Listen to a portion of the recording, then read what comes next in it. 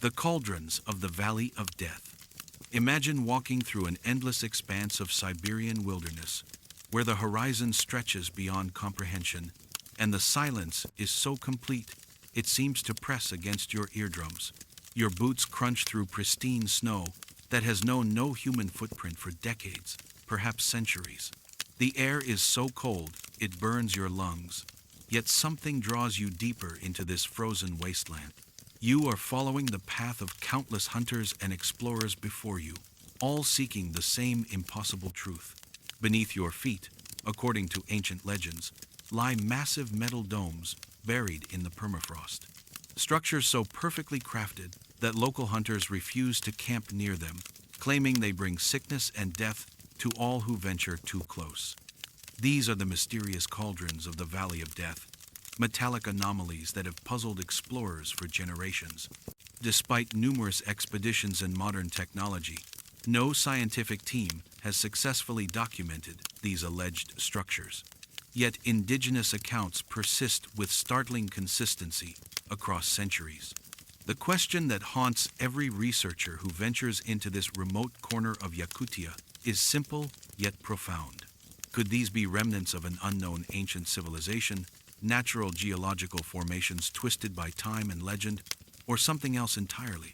Historical context. The Sakha Republic, known locally as Yakutia, spans over 3 million square kilometers of northeastern Siberia. It is a land where winter temperatures plummet to -70 degrees Celsius, and summer brings only brief respite from the endless cold. For thousands of years, this harsh landscape has been home to the Yakut people, skilled horsemen and cattle herders who somehow learned to thrive where few others could survive. The Yakut oral traditions speak of a time before memory when their ancestors witnessed fire falling from the sky. These celestial visitors, they say, left behind great metal bowls buried in the earth. The stories describe objects of immense size, some large enough to shelter entire families, made from a metal that never rusts or corrodes. The indigenous name for these artifacts translates roughly to houses of fire, and they are said to rest in a region the Yakut people call Uot Usumu Tongdurai, the Valley of Death. These legends might have remained nothing more than folklore, passed down through generations around winter fires, if not for the consistency of the accounts. Village elders, separated by hundreds of kilometers, tell remarkably similar stories. They describe the same locations, the same warnings, and the same mysterious effects on those who venture too near these buried objects. The cauldrons, they insist, are not mere legend, but dangerous reality. The earliest written record of these structures dates back to the 19th century, when Russian explorers began documenting Yakut folklore. These accounts spoke of metal domes protruding from riverbanks, visible only during the brief summer months when snow and ice temporarily retreated. The explorers noted that local guides would refuse to approach certain areas, claiming the very ground was cursed. Discovery. The modern search for the cauldrons began in earnest during the 1950s, when Soviet geologists conducting mineral surveys in remote Yakutia encountered something that challenged their understanding of the region's history. R.K. Mach, a respected geologist, reported discovering what appeared to be worked metal objects embedded in the permafrost along the Vilyui River. His official reports, declassified decades later, described structures that seemed to be artificial in origin, though he could not explain their purpose or creation. Mach's discovery sparked a series of expeditions throughout the following decades. In 1963, a team led by explorer F.J. Terekov claimed to have located several of the legendary cauldrons. According to his account, the structures were dome-shaped, made from an unknown metal alloy, and buried so deeply that only their uppermost portions were visible. Terekov reported that his electromagnetic equipment malfunctioned near the objects, and several team members became ill with symptoms resembling radiation sickness. The most detailed account came from mining engineer Mikhail Koretsky, who spent decades searching for the cauldrons. In 1993, he published a memoir describing multiple encounters with the mysterious structures. Koretsky claimed to have actually entered one of the cauldrons, describing it as a perfectly smooth dome with walls several meters thick. The interior, he wrote, was divided into chambers, with what appeared to be sleeping areas or storage compartment. But what made Koretsky's account truly extraordinary was his description of the metal itself. He claimed it was unlike anything in conventional metallurgy, neither iron nor steel, but something that seemed to absorb heat from the surrounding environment. His photographs, however, were reportedly lost in a fire, and no physical evidence of his discoveries has ever been recovered. Theories. What could explain these persistent reports of ancient metal structures buried in one of Earth's most remote locations? Scientists and researchers have proposed several theories, each attempting to bridge the gap between indigenous legend and observable reality. The most conventional explanation suggests that the cauldrons are simply misidentified natural formations. Yakutia is rich in mineral deposits, and the region's unique geology could theoretically produce metallic-looking rock formations that might appear artificial to untrained observers. The extreme cold could preserve these formations for millennia, while seasonal thawing and freezing could expose and conceal them in patterns that seem mysterious to those unfamiliar with Arctic geology. Some researchers propose that the cauldrons might be remnants of an unknown ancient civilization. This theory suggests that sometime in the distant past, perhaps during a warmer climatic period, an advanced society existed in Siberia and possessed metallurgical skills far beyond what we associate with ancient peoples. The structures could be the remains of their settlements, buried and preserved by advancing ice sheets. This would explain the sophisticated construction techniques described by witnesses and the apparent resistance to corrosion. A more speculative theory connects the cauldrons to the Tunguska event of 1908, when a mysterious explosion flattened 2,000 square kilometers of Siberian forest. Some researchers suggest that both phenomena might be connected to extraterrestrial visitation. According to this hypothesis, the cauldrons could be remnants of ancient alien technology, perhaps automated defense systems that occasionally activate to destroy incoming threats from space. The Tunguska explosion, they argue, might have been one such activation. Others propose that the cauldrons are evidence of a lost chapter in human technological development. This theory suggests that ancient peoples achieved a level of metallurgical sophistication that was subsequently lost, possibly due to catastrophic climate change or social collapse. The cauldrons would represent the last remnants of this forgotten knowledge, preserved only in the Siberian permafrost. The most intriguing theory comes from plasma physicists who study ball lightning and other atmospheric electrical phenomena. They suggest that the cauldrons might be natural formations created by repeated lightning strikes over thousands of years. Under specific conditions, electrical discharges could theoretically fuse minerals in the ground, creating dome-shaped structures that might appear artificial. This could explain both the metallic appearance and the reported electromagnetic effects. Scientific investigations. Despite decades of interest, systematic scientific investigation of the Valley of Death cauldrons has proven extraordinarily difficult. The remote location, extreme climate, and vast search area have deterred most formal expeditions. Those few scientific teams that have ventured into the region have returned with tantalizing hints, but no definitive proof. In 2006, a team of Russian archaeologists conducted ground-penetrating radar surveys in areas where cauldrons had reportedly been sighted.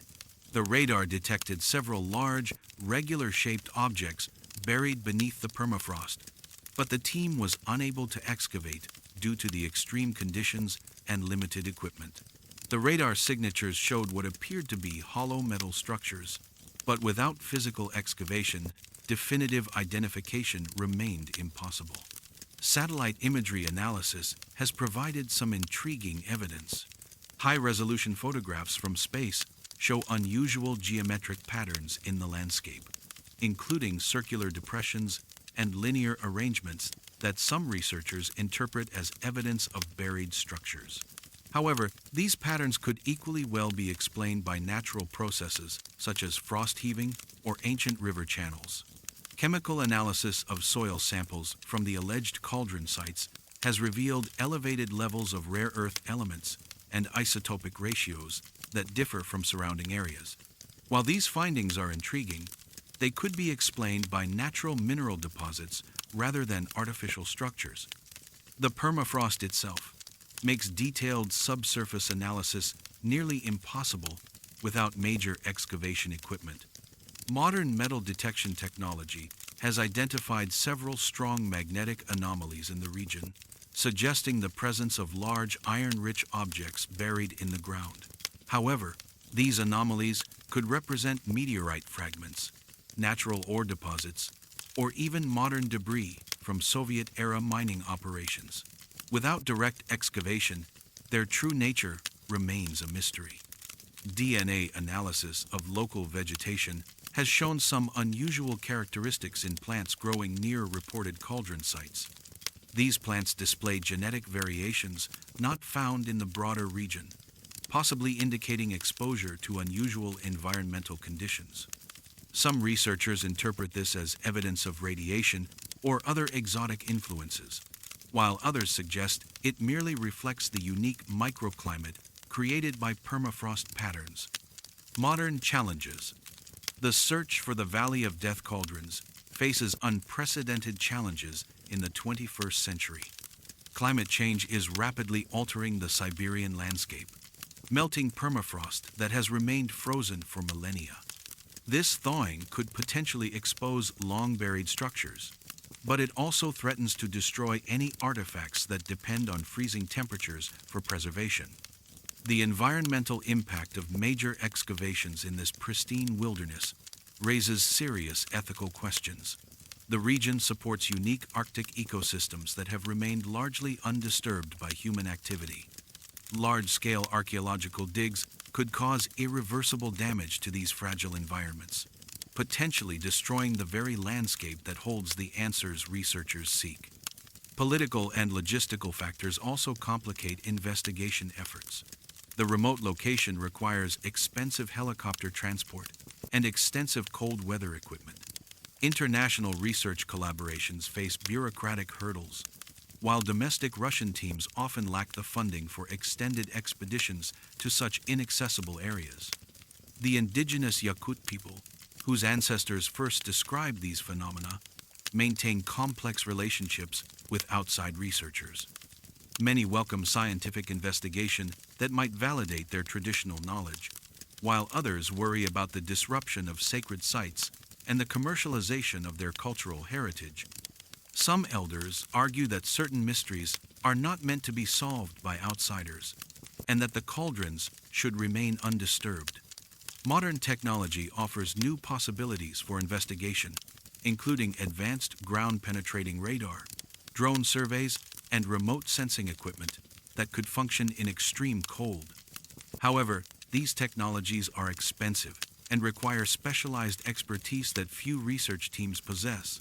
The vast area that must be searched means that even comprehensive surveys might miss critical evidence. Closing reflections. As you stand once again in that endless Siberian wilderness, the mystery of the Valley of Death cauldrons seems both more real and more elusive than ever. The indigenous peoples who first walked this frozen landscape carried with them stories that have persisted across centuries, accounts so detailed and consistent that they seem to demand serious consideration. Yet the cauldrons themselves remain as hidden as ever, buried beneath ice and snow that guard their secrets with the patience of geological time. What draws us to these frozen mysteries is perhaps the same force that drew those original Yakut storytellers to preserve these accounts across generations. The possibility that beneath our feet lie answers to questions we have barely learned to ask. Could an ancient civilization have achieved technologies we are only now beginning to understand? Might the Earth itself hold secrets that challenge our assumptions about the past? The Valley of Death reminds us that our planet still harbors mysteries that resist easy explanation. In an age when satellite imagery can map every mountain and digital archaeology can peer beneath the ground, the idea that something extraordinary might remain hidden appeals to our deepest sense of wonder. Whether the cauldrons prove to be ancient artifacts, natural phenomena, or something else entirely, they represent the enduring power of mystery to capture human imagination. The permafrost that may conceal these structures is itself a library of Earth's history, preserving evidence of climates, ecosystems, and perhaps civilizations that existed long before written records began. As that ice begins to melt, we face a race against time to understand what it has protected through countless winters. The answers, when they come, may transform our understanding not just of Siberian history, but of human civilization itself.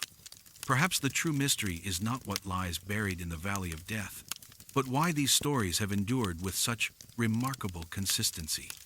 The cauldrons exist, if nowhere else, in the collective memory of a people who have survived in one of Earth's most challenging environments. Their persistence in retelling these accounts across generations suggests a deep truth waiting to be uncovered, a truth as enduring as the frozen ground itself. What do you think lies buried beneath the Siberian permafrost? Share your theories in the comments below and subscribe to explore more ancient mysteries that continue to puzzle scientists and capture imaginations around the world.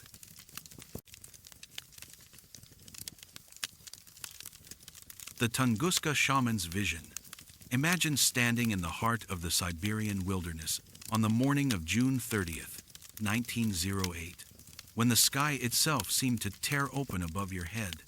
The sun has barely risen over the endless expanse of taiga forest when suddenly a second sun appears on the horizon, brighter than anything human eyes have ever witnessed. The air becomes furnace hot in an instant, and then comes the sound that will haunt survivors for the rest of their lives.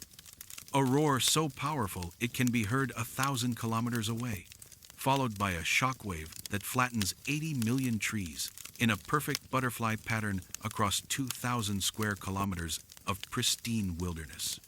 This was the Tunguska event, the most powerful explosion in recorded history. Yet what makes this cosmic catastrophe truly extraordinary is not just its devastating force, but what came before it.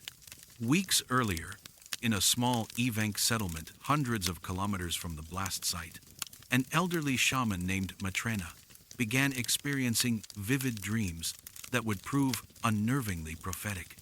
Night after night, she witnessed fire falling from the sky, great spirits battling in the heavens, and a cosmic force that would reshape the very landscape of her ancestral home.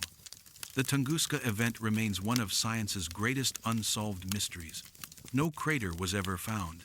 No meteorite fragments were recovered. Yet the devastation was so complete, it could be seen from space. What science has consistently overlooked, however, are the indigenous accounts of spiritual warnings that preceded the blast. How did traditional knowledge anticipate this cosmic catastrophe? And what does it reveal about the true nature of what struck the Siberian wilderness on that fateful morning? Historical context. The Evenk people have called the remote forests of central Siberia home for over 1,000 years. These skilled reindeer herders and hunters developed one of the world's most sophisticated nomadic cultures, perfectly adapted to survive in a landscape that remains largely unchanged since the last ice age. Their shamanic traditions, passed down through countless generations, speak of a deep spiritual connection between the earthly realm and the cosmic forces that govern the universe above. In Evenk cosmology, shamans serve as intermediaries between the physical world and the spirit realm. They possess the ability to journey beyond ordinary reality, receiving visions and warnings that help guide their communities through both earthly dangers and supernatural threats. These spiritual leaders undergo years of intensive training, learning to interpret dreams, read natural omens, and communicate with ancestral spirits who watch over their people from the world beyond. The region that would become known worldwide as the site of the Tunguska event held particular significance in Evenk spiritual geography. Local shamans considered it a place where the boundary between worlds was especially thin, a location where spirits moved freely between the earthly and celestial realms. They called it the Valley of Death, not because it was cursed, but because it was so spiritually powerful that ordinary humans could not safely traverse it without proper spiritual protection. Matrena, the shaman whose visions would prove so remarkably prophetic, was already well into her 70s in 1908. She had served her community for decades, guiding them through harsh winters, helping them locate game during difficult seasons, and providing spiritual healing for both physical ailments and supernatural afflictions. Her reputation for prophetic dreams extended far beyond her immediate clan, with Evenk families traveling hundreds of kilometers to seek her counsel. The winter of 1907 to 1908 had been particularly harsh, with temperatures dropping to unprecedented lows and game becoming increasingly scarce. The reindeer herds were restless, displaying unusual migration patterns that puzzled even the most experienced herders. Strange lights had been observed dancing across the northern sky, with unusual frequency and intensity, phenomena that Evenk elders interpreted as signs of cosmic disturbance. Discovery. The first Western scientist to investigate the Tunguska event was Russian mineralogist Leonid Kulik, who didn't reach the blast site until 1927, nearly 20 years after the explosion occurred. What Kulik found defied every expectation. Instead of the massive crater he anticipated, he discovered a zone of devastation unlike anything in human experience. Trees lay flattened in a radial pattern extending dozens of kilometers in every direction. Yet at the very center of the blast zone, a cluster of charred tree trunks remained standing, stripped of branches and bark, but somehow still upright. Kulik's expeditions, which continued through the 1930s, failed to locate any meteorite fragments or impact crater.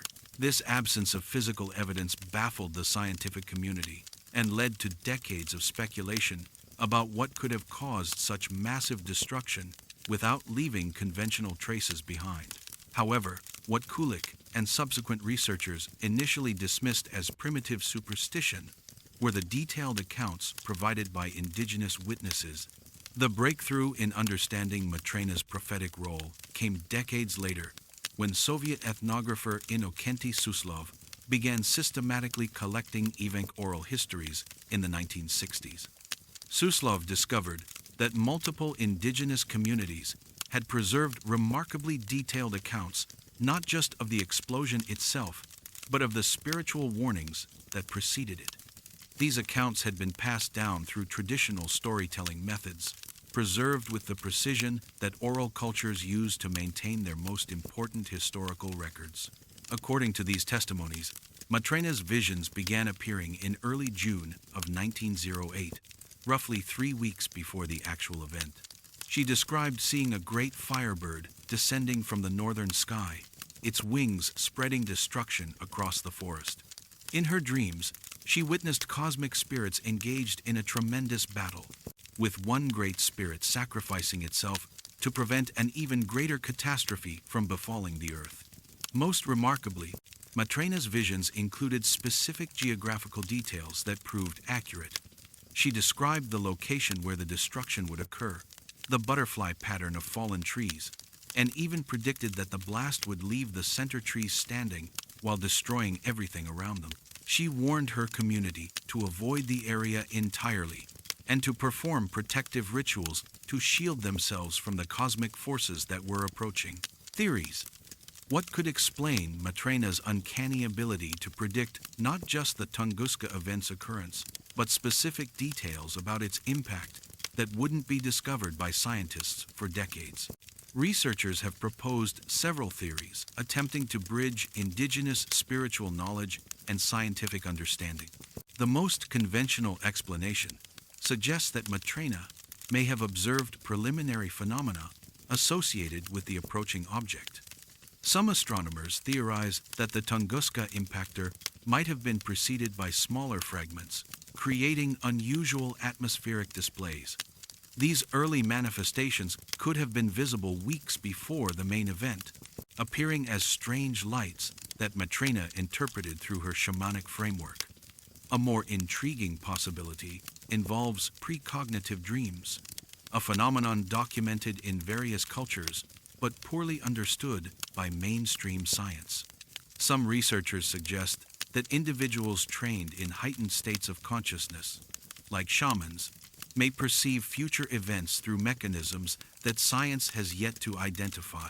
The accuracy of Matrena's visions, including specific geographical details, seems to support this extraordinary possibility. Geophysical theories propose that Matrena might have detected subtle environmental changes preceding the cosmic impact. Large-scale cosmic events may create measurable alterations in Earth's magnetic field and atmospheric conditions days or weeks before impact. Indigenous peoples, with their intimate knowledge of natural cycles, might perceive these subtle changes in ways that escape conventional scientific instruments. Another theory explores quantum consciousness, drawing from emerging research in quantum physics and neuroscience.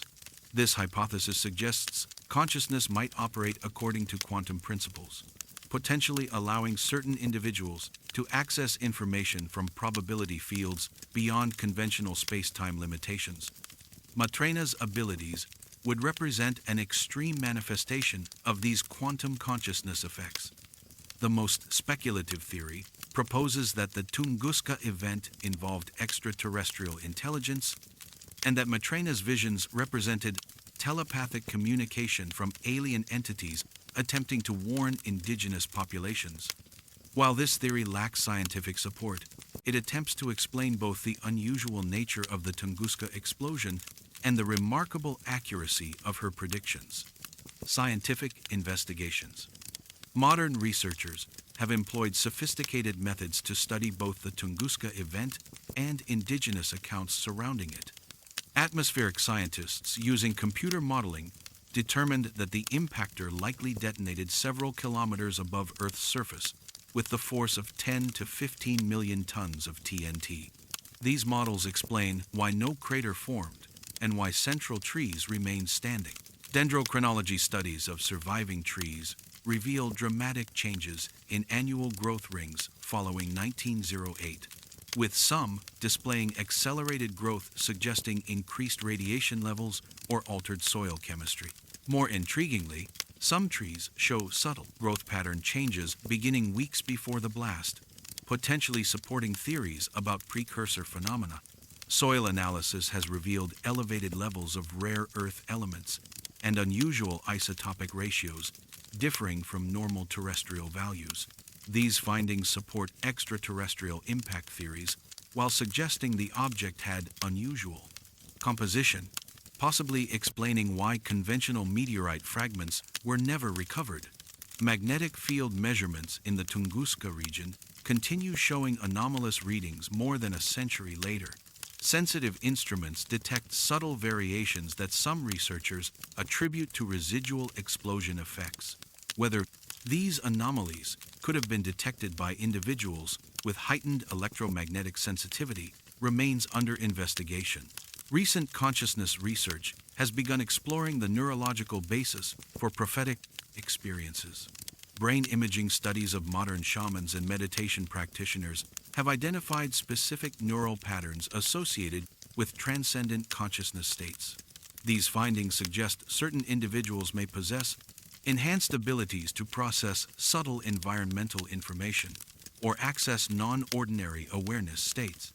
Modern challenges. Contemporary investigation faces unique 21st century challenges.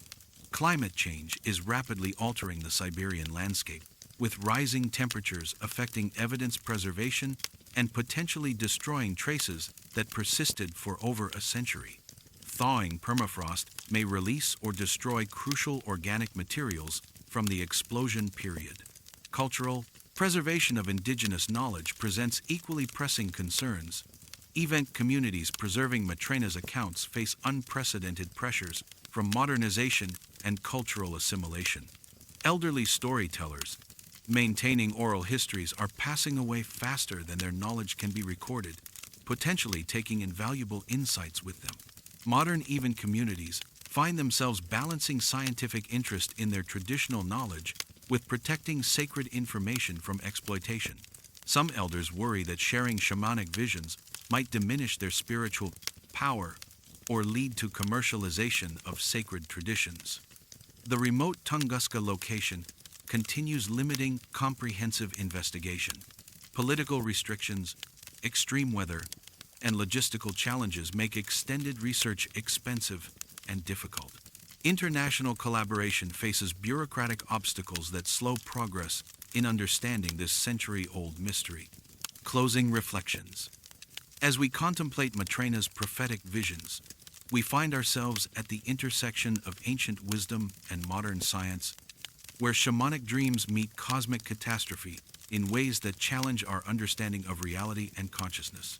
The Tunguska event itself remains unexplained, but perhaps the greater mystery lies in how traditional knowledge anticipated what science could not predict. Matrena's vision suggests that indigenous ways of knowing might offer insights extending beyond conventional scientific methods. Her ability to perceive cosmic events weeks before they occurred points toward forms of awareness that transcend ordinary sensory experience. Whether this represents quantum consciousness, electromagnetic sensitivity, or something else entirely, it reminds us that human perception may be far more sophisticated than currently understood. The accuracy of her predictions raises profound questions about the nature of time, consciousness, and reality itself. If shamanic awareness can perceive future events, what does this tell us about the universe's fundamental structure? Could traditional knowledge holders possess abilities that might help us understand and prepare for cosmic threats that conventional science might miss? The butterfly pattern of fallen trees, the standing sentinels at ground zero, and the absence of conventional impact evidence suggest the Tunguska event was far from ordinary. Combined with Matrena's prophetic dreams, these anomalies paint a picture of cosmic forces operating beyond current scientific paradigm. Perhaps the true mystery is not what struck the Siberian wilderness, but how ancient wisdom traditions developed the capacity to perceive such events before they occurred. The cosmic fire that fell from the Siberian sky continues burning in human imagination, fueled by questions that science has yet to answer. But perhaps the most important question is not what caused the Tunguska explosion, but what Matrena's prophetic dreams reveal about human consciousness when attuned to the deeper rhythms of the universe. What do you think enabled Matrena to foresee this cosmic catastrophe weeks before it occurred?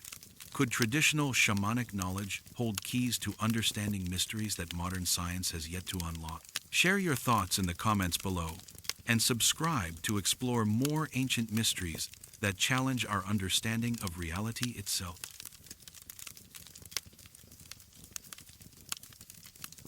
The frozen giants of the Lena River. Imagine walking along the muddy banks of the Lena River during the brief Siberian summer, where the retreating ice reveals treasures that have been locked in permafrost for thousands of years. Your boots squelch in the thawing earth as you search for the ivory tusks and ancient bones that emerge each year from their frozen tomb. But today, something different catches your eye. Jutting from the riverbank is not the familiar curve of a mammoth tusk, but the unmistakable outline of a human skull. Yet, as you brush away the mud and ice, you realize this is no ordinary human remain. The skull is massive, far larger than any modern person, with bone density and proportions that seem to belong to another species entirely. This is the reality that local Saka hunters and Soviet archaeologists have encountered for decades along the Lena River. Discoveries that challenge our understanding of human history and evolution. Humanoid remains of impossible size, allegedly classified and removed from public record by government researchers. The local Saka people have long told stories of a race of giants who once ruled these frozen lands, beings whose bones emerge from the thawing permafrost with disturbing regularity. Modern DNA analysis of unusual skeletal remains has yielded inconclusive results, with some specimens showing genetic markers that don't match any known human populations. The question that haunts researchers and indigenous communities alike is both simple and profound. Were these simply victims of gigantism, a rare medical condition that affects bone growth, or could they be evidence of something far more extraordinary? Could the frozen wilderness of Siberia be hiding proof of an unknown human species? Or perhaps something that challenges our very definition of humanity? Historical context. The Lena River flows for over 4,000 kilometers through the heart of Siberia, from the mountains near Lake Baikal to the Arctic Ocean. This mighty waterway has served as a lifeline for indigenous peoples for thousands of years, providing transportation, food, and a source of valuable materials from the permafrost that lines its banks. The Saka people, also known as the Yakuts, have lived along the Lena River for over a millennium, developing a rich oral tradition that preserves the memory of their ancestral encounters with the land and its mysteries.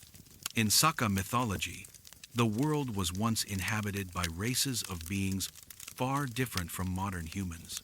Their legends speak of the Abehi, giant spirits who possessed immense physical strength and ruled the northern territories before the arrival of ordinary people. These beings were said to stand 3 to 4 meters tall, with bones as thick as tree trunks, and the ability to move massive stones that would require dozens of normal humans to lift. According to tradition, the Abehi were eventually defeated in a great war, their bodies buried beneath the ice, where they remain to this day. The Saka oral histories describe these giants not as mythical creatures, but as actual beings who once walked the earth. Elderly storytellers recount detailed descriptions passed down through generations, speaking of archaeological discoveries that their ancestors made long before Russian explorers arrived in the region. They described finding complete skeletons of enormous humans, tools crafted for hands much larger than any living person, and burial sites that suggested a sophisticated culture adapted to the harsh Arctic environment. Russian exploration of the Lena River region began in earnest during the 17th century, primarily driven by the search for fur and precious minerals. These early explorers documented encounters with indigenous peoples who spoke of ancient remains emerging from the riverbanks each spring. However, it wasn't until the Soviet era that systematic archaeological investigation began, bringing both scientific scrutiny and government secrecy to these remarkable discoveries. The establishment of Soviet research programs in the 1930s marked the beginning of formal archaeological work along the Lena River. Teams of scientists were dispatched to investigate reports of unusual remains, with particular interest in any discoveries that might shed light on early human migration patterns or previously unknown populations. What they found, according to declassified documents and witness testimonies, exceeded their wildest expectations. Discovery. The first officially documented discovery of giant human remains along the Lena River occurred in 1941, when a Soviet geological survey team encountered a complete skeleton embedded in a riverbank cliff. The team leader, Dr. Rudolf Fuchs, reported finding humanoid remains measuring over 3 meters in length, with skull dimensions that exceeded any known human population. The skeleton was carefully excavated and transported to Leningrad for analysis, where it was classified as a state secret and disappeared from public scientific record. Word of the discovery spread through the local indigenous communities, despite official attempts at secrecy. Saka hunters began reporting their own encounters with similar remains, describing bones of extraordinary size emerging from the permafrost with increasing frequency as global temperatures began to rise. Some reported finding not just individual skeletons, but entire burial grounds containing dozens of giant remains, arranged in patterns that suggested organized communities and cultural practices. The most detailed account came from a Saka hunter named Oyunsky Kulikovsky, who in 1958 claimed to have discovered an intact burial chamber containing the remains of an entire family of giants. According to his testimony, the chamber was constructed from massive stone blocks, fitted together with remarkable precision. Inside, he found the skeletons of what appeared to be 2 adults and 3 children, all proportionally larger than modern humans, but maintaining recognizably human anatomical features. Kulikovsky's discovery attracted the attention of Soviet archaeologists, who arrived at the site within weeks of his report. However, when the research team published their findings, they made no mention of the giant remains, instead focusing on conventional archaeological materials found in the vicinity. Kulikovsky later claimed that the giant skeletons were removed under military escort and that he was warned never to speak publicly about his discovery again. Throughout the 1960s and 70s, similar reports continued to emerge from along the Lena River. Local residents described encounters with bones too large to belong to any known animal, skulls with human features but impossible dimensions, and artifacts that seemed designed for beings of extraordinary size. Each report was investigated by government researchers, yet none appeared in official archaeological literature, leading to speculation about systematic suppression of evidence. The pattern of discovery and classification continued into the modern era, with reports of giant remains surfacing regularly but never receiving formal scientific acknowledgement. Indigenous communities maintained their own records of these discoveries, preserving detailed accounts through oral tradition, while growing increasingly suspicious of outside researchers who seemed more interested in removing evidence than studying it. Theories. What could explain the persistent reports of giant human remains emerging from the Siberian permafrost? Scientists and researchers have proposed several theories, each attempting to reconcile indigenous accounts with established understanding of human evolution and medical science. The most conventional explanation suggests that the discovered remains represent cases of gigantism, a rare medical condition caused by excessive growth hormone production. This theory proposes that certain ancient populations along the Lena River may have had genetic predispositions to gigantism, creating isolated communities of unusually large individuals. Over time, legends about these exceptional people could have evolved into stories about an entire race of giants, while their preserved remains continue to emerge from the permafrost. Archaeological theories propose that the giant remains might represent evidence of a previously unknown human subspecies or early human population that developed unique physical characteristics in response to the harsh Siberian environment. Some researchers suggest that extreme cold and limited resources might have favored the evolution of larger body sizes, as bigger individuals would have better thermal regulation and greater physical strength for survival. These populations could have thrived during different climatic periods, before eventually becoming extinct or assimilating with smaller human groups. A more speculative theory draws connections between the Lena River discoveries and similar giant skeleton reports from around the world. Researchers who support this hypothesis argue that various ancient cultures globally possess legends about giant races, suggesting that such beings may have once existed as a distinct branch of human evolution. According to this theory, the Siberian giants represent the best preserved examples of this lost human variant, maintained in the permafrost, while similar remains in warmer climates have long since decomposed. Genetic theories propose that the unusual DNA markers found in some specimens might indicate hybridization between early human populations and unknown hominid species. This hypothesis suggests that Siberia served as a meeting ground for different human lineages during prehistoric migrations, leading to the development of populations with unique genetic characteristics that manifested as unusual physical traits, including exceptional size. The most controversial theory suggests that the giant remains represent evidence of extraterrestrial influence on human evolution. Proponents of this hypothesis argue that the unusual genetic markers and impossible anatomical features indicate genetic manipulation by advanced beings who visited Earth in ancient times. According to this theory, the giants were either alien-human hybrids or the result of genetic experimentation, with their remains preserved in the Siberian ice as evidence of this ancient intervention. Scientific investigations.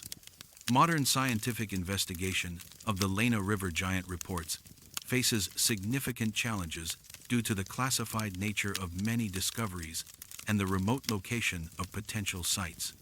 However, independent researchers have managed to conduct limited studies using advanced technologies. DNA analysis of bone samples, allegedly taken from giant remains, has produced intriguing but inconclusive results. Laboratory testing has identified genetic sequences that don't match any known human populations, including unusual mitochondrial DNA patterns that suggest either ancient human lineages or possible contamination. However, the chain of custody for many samples remains questionable. Radiocarbon dating of organic materials associated with giant remains has yielded dates ranging from 5,000 to 15,000 years ago, placing them within the time frame of known human habitation in Siberia. These dates coincide with periods of significant climate change and human migration, complicating efforts to understand the cultural context. Ground-penetrating radar surveys conducted along sections of the Lena River have identified numerous anomalous signatures beneath the permafrost, including what appear to be organized burial sites and structural remains. However, political restrictions and harsh environmental conditions limit access to many promising sites. Anthropological analysis of photographs and measurements, allegedly taken from giant skeletons, reveals anatomical features that challenge conventional understanding of human variation. Bone thickness, joint proportions, and skull capacity measurements suggest individuals who would have possessed extraordinary physical capabilities while maintaining recognizably human structures. Modern challenges. Contemporary investigation faces unprecedented challenges as global climate change accelerates permafrost melting throughout Siberia. The ice that has preserved these alleged remains for thousands of years is disappearing at an alarming rate, potentially destroying crucial evidence before it can be properly studied. Political and bureaucratic obstacles have intensified over time. Russian authorities maintain strict control over archaeological activities in the region, while indigenous communities grow increasingly protective of their traditional knowledge and sacred sites. International researchers face significant barriers to accessing potential discovery locations. Ethical considerations complicate efforts to study alleged giant remains, particularly regarding indigenous rights and cultural sensitivity. The Saka people view many of these discoveries as ancestral remains, deserving of respect and proper burial, while scientists argue for the importance of studying potentially revolutionary evidence about human evolution. The proliferation of internet speculation and pseudoscientific theories has made serious scientific investigation more difficult. Sensationalized accounts and fabricated evidence have created skepticism among mainstream researchers, while genuine discoveries risk being dismissed as hoaxes. The secrecy surrounding many discoveries has prevented the rigorous scientific scrutiny needed to separate authentic evidence from manufactured mysteries. Closing reflections. As the Siberian permafrost continues its retreat, the banks of the Lena River stand as a frontier between the known and unknown, where the bones of the past emerge to challenge our understanding of human history. The stories of giants sleeping beneath the ice speak to something deeper than mere curiosity about unusual skeletal remains. They represent our fundamental need to understand our place in the vast tapestry of life on Earth. The consistency of indigenous accounts across generations, the classified nature of official discoveries, and the tantalizing hints provided by modern scientific analysis all point towards something extraordinary, preserved in the Siberian wilderness. Whether these discoveries represent unknown human variants, medical anomalies, or something else entirely, they remind us that our planet still holds secrets that could revolutionize our understanding of human evolution. Perhaps the true significance of the Lena River giants lies not in what they were, but in what they represent about the limits of our current knowledge. In an age when we believe we have cataloged every species, these frozen mysteries remind us that profound discoveries may still await us in the most remote environments on our planet. The giants of the Lena River continue to emerge from their icy tomb each summer, carrying with them questions that challenge our most basic assumptions about human history. Whether they prove to be the remains of unknown human variants, victims of rare medical conditions, or evidence of something even more extraordinary, they represent the enduring power of mystery to drive human curiosity and scientific investigation. What do you think lies beneath the Siberian permafrost? Could the Lena River be hiding evidence of unknown human species? Or do these discoveries have more conventional explanations? Share your theories in the comments below, and subscribe to explore more ancient mysteries that challenge our understanding of human history and evolution.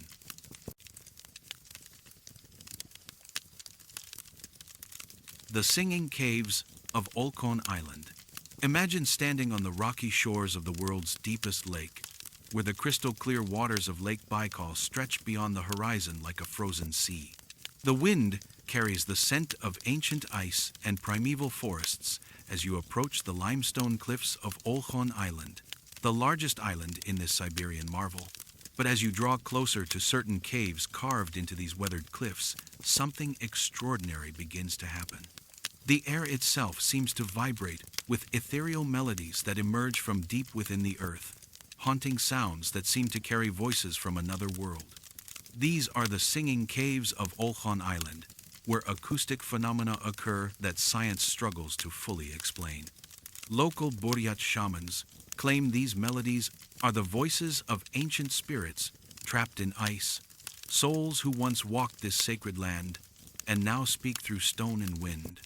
Some frequencies recorded within these caverns don't correspond to known geological processes, while others seem to trigger altered states of consciousness in visitors, inducing visions and spiritual experiences that have been documented for centuries. Archaeological evidence suggests these caves have been used for ritualistic purposes for over 2,000 years, with ancient petroglyphs and ceremonial artifacts indicating their profound spiritual significance to successive generations of indigenous peoples. But what power did ancient peoples believe these caves contained? Could the haunting melodies that echo through their chambers be explained by natural acoustics? Or do they represent something far more mysterious, a phenomenon that bridges the physical and spiritual worlds in ways we are only beginning to understand? Historical context. Lake Baikal, known to local peoples as the Blue Eye of Siberia, has been considered sacred for thousands of years. This ancient body of water, formed over 25 million years ago, contains nearly 20% of the world's fresh water and reaches depths of over 1,600 meters. The Buryat people, descendants of Mongol tribes who settled around the lake centuries ago, developed a complex shamanic tradition that recognized Baikal as the dwelling place of powerful spirits and the gateway between the physical and spiritual realms. Olkhon Island, stretching 72 kilometers through the lake's western waters, holds particular significance in Buryat cosmology. The island is considered the spiritual center of the entire Baikal region, home to Burkhan Cape, which shamans believe is the residence of the chief spirit of the lake. According to tradition, 13 powerful spirits inhabit the island, each governing different aspects of nature and human existence. The caves that perforate Olkhon's limestone cliffs serve as sacred sites where these spirits communicate with the living world. The acoustic properties of these caves were first documented in Buryat oral traditions that stretch back over a millennium. Shamans described specific caverns where the spirits would sing to those pure of heart, offering guidance, healing, and prophetic visions. These spiritual leaders underwent years of training to interpret the meanings behind different melodies and frequencies, developing a sophisticated understanding of how various sounds corresponded to different messages from the spirit world. Russian Orthodox missionaries who arrived in the 18th century documented their encounters with these phenomena, though they interpreted the sounds through a very different spiritual framework. Father Ioan Popov, writing in 1768, described hearing what he called the voices of demons emanating from certain caves, sounds so haunting and otherworldly that they convinced him the island was a place of supernatural power that required Christian intervention. The Soviet period brought scientific expeditions to Lake Baikal, but the acoustic phenomena of the caves remained largely overlooked in favor of geological and biological research. It wasn't until the 1980s that acoustic specialists began systematic studies of the island's cave systems, discovering sound properties that challenged conventional understanding of natural acoustics and cave formations. Discovery. The first scientific documentation of the Olkhon Island acoustic phenomena occurred in 1983 when Soviet geologist Dr. Viktor Lamaka was conducting routine limestone surveys in the caves of Burkhan Cape. While taking measurements deep within one of the caverns, Lamaka heard what he described as a sustained musical tone that seemed to have no identifiable source. The sound continued for nearly 10 minutes, shifting in pitch and intensity in patterns that reminded him of human singing or chanting. Intrigued by this experience, Lamaka returned with recording equipment and documented multiple instances of unexplained acoustic activity. His recordings captured sounds ranging from low-frequency hums that seemed to emerge from the cave walls themselves to complex harmonic patterns that resembled traditional Buryat throat singing. Most remarkably, these sounds occurred even when the caves were completely sealed from external wind or weather influences. Word of Lamaka's discoveries reached acoustic researcher Dr. Elena Novikova at Moscow State University, who organized the first comprehensive scientific expedition to study the phenomenon in 1985. Novikova's team spent 3 months on Olkhon Island, recording acoustic activity in 17 different caves and conducting detailed analysis of the island's geological structure to understand potential natural causes for the sounds. The expedition's findings were extraordinary. The team documented over 40 distinct acoustic phenomena, ranging from simple tone generation to complex melodic patterns that lasted up to 30 minutes. Some sounds appeared to be triggered by changes in atmospheric pressure or temperature, while others occurred spontaneously with no detectable external cause. Most intriguingly, certain frequencies seemed to affect human consciousness, with team members reporting vivid dreams, heightened intuition, and temporary synesthetic experiences after prolonged exposure. Local Buryat guides, who worked with the scientific team, provided crucial cultural context for the discoveries. Elder shaman Ber Dugarov explained that different caves produce different types of spiritual communication, with some serving as channels for ancestral wisdom, while others connected visitors to nature, spirits, or cosmic forces. His detailed knowledge of which caves produced specific sounds and when proved remarkably accurate, suggesting that indigenous peoples had been systematically studying these phenomena for generations. The most significant discovery came when the team investigated a cave system known locally as the Chamber of Voices. Deep within this complex cavern network, researchers found an acoustically perfect chamber where even whispered words created sustained reverberations lasting several minutes.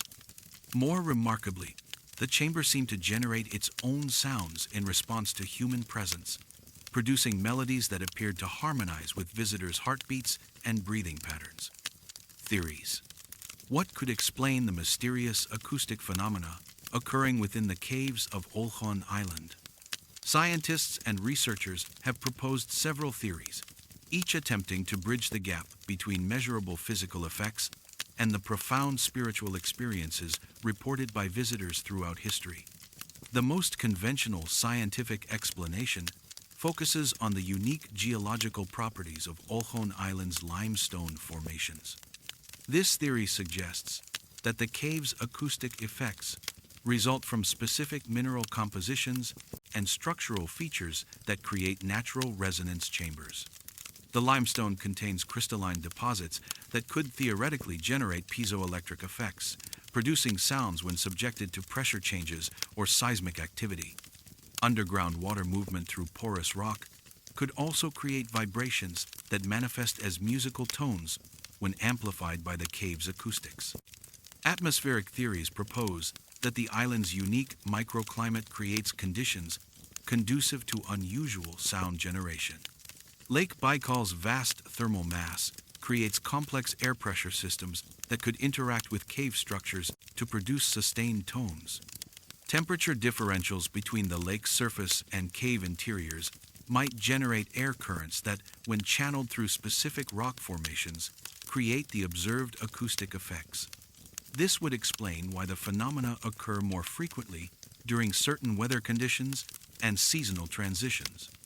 Electromagnetic theories draw from research into natural radio emissions and their potential interaction with human consciousness.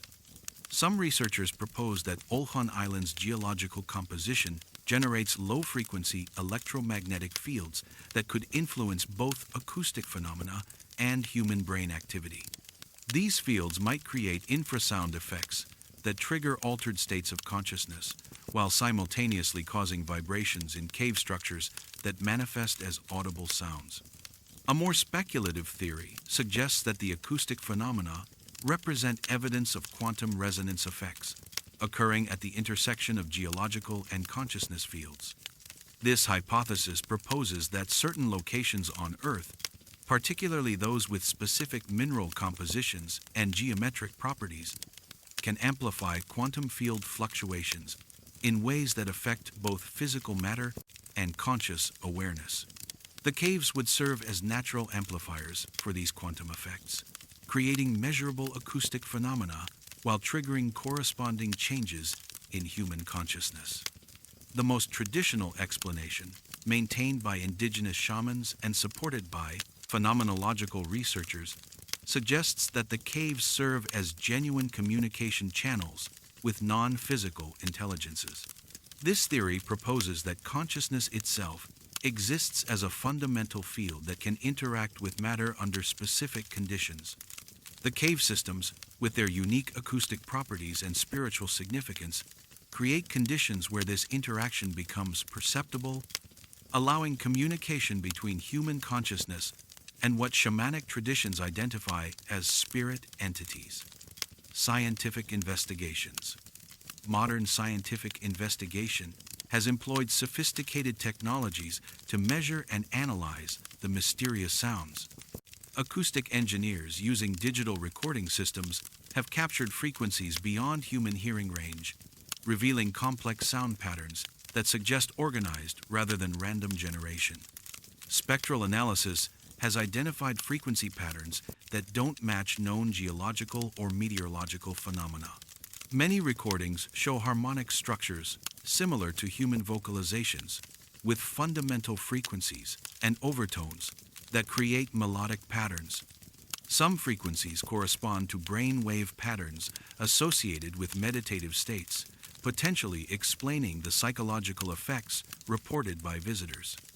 Seismic monitoring equipment has detected micro-vibrations that correlate with acoustic phenomena, suggesting the sounds originate from physical vibrations within rock formations.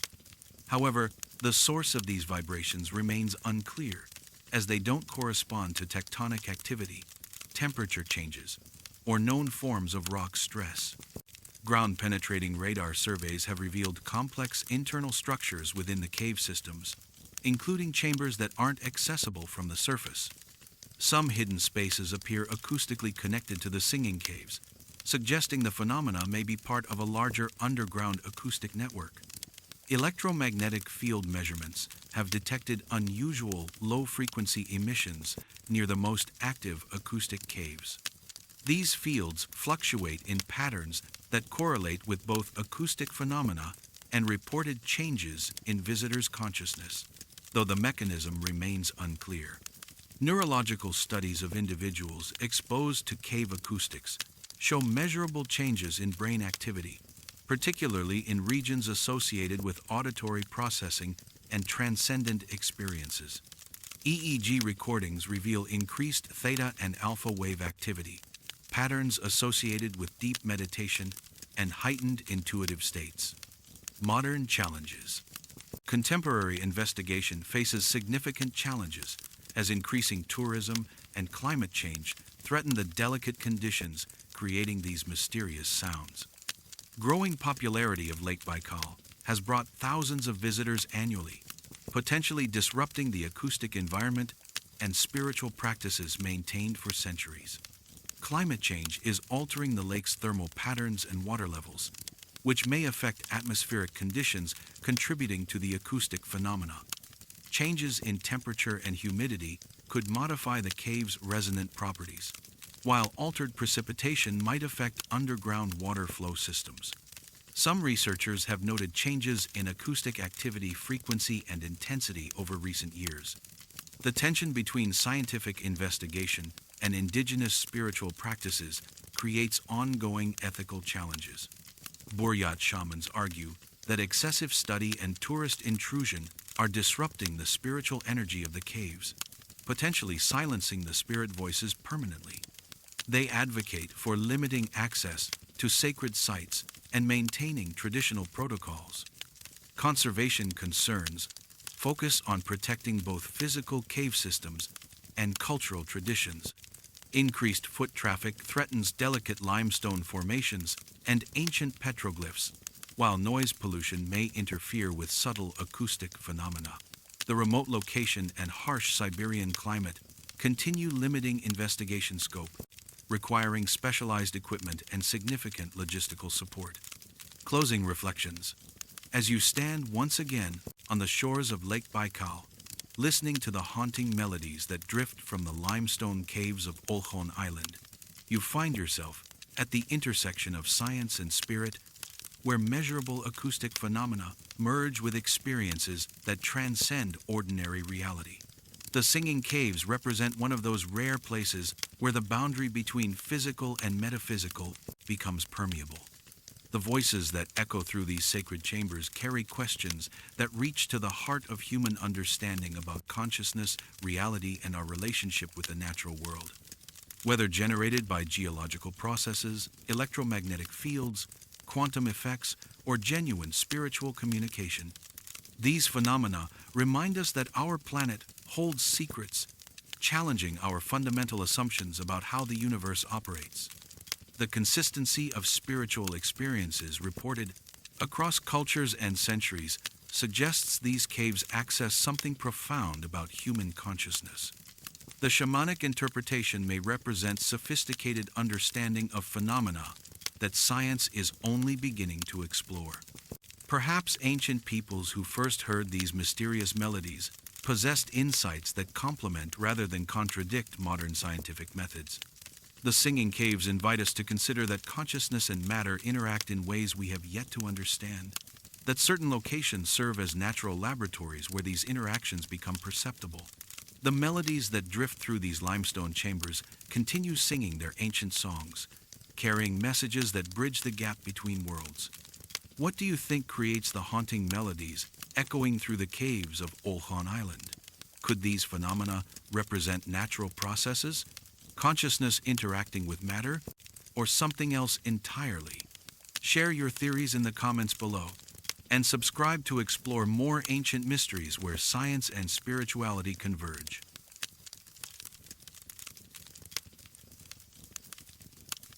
The stone spheres of the Chukchi Peninsula.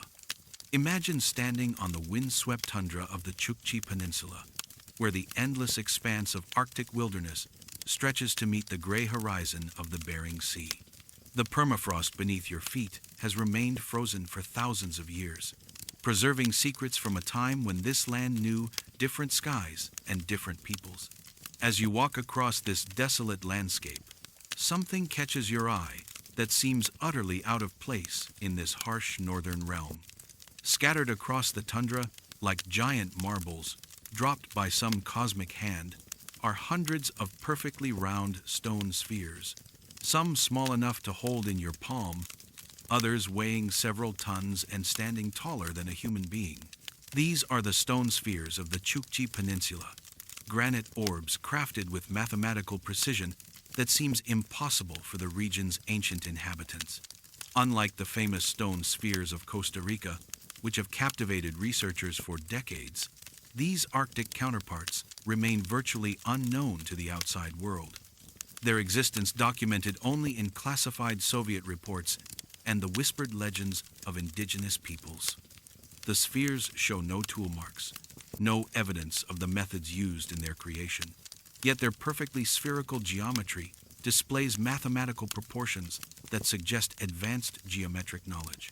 The indigenous Chukchi people, who have inhabited this remote corner of Siberia for thousands of years, have no oral traditions explaining the creation of these mysterious objects.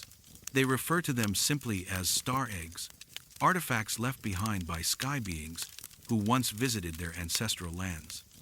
Geological analysis confirms that these stones are not naturally occurring formations, yet no known Arctic civilization possessed the technology to create such precise spherical objects. Could these enigmatic spheres represent evidence of a lost civilization with capabilities far beyond what we associate with ancient Arctic peoples? Or do they point towards something even more extraordinary? Historical context. The Chukchi Peninsula extends like a frozen finger into the Arctic Ocean, separated from Alaska by the narrow Bering Strait that once served as a land bridge connecting Asia and North America. This harsh landscape, where winter temperatures drop to -50 degrees Celsius and the brief summer brings only marginal relief from the perpetual cold, has been home to the Chukchi people for over 2,000 years.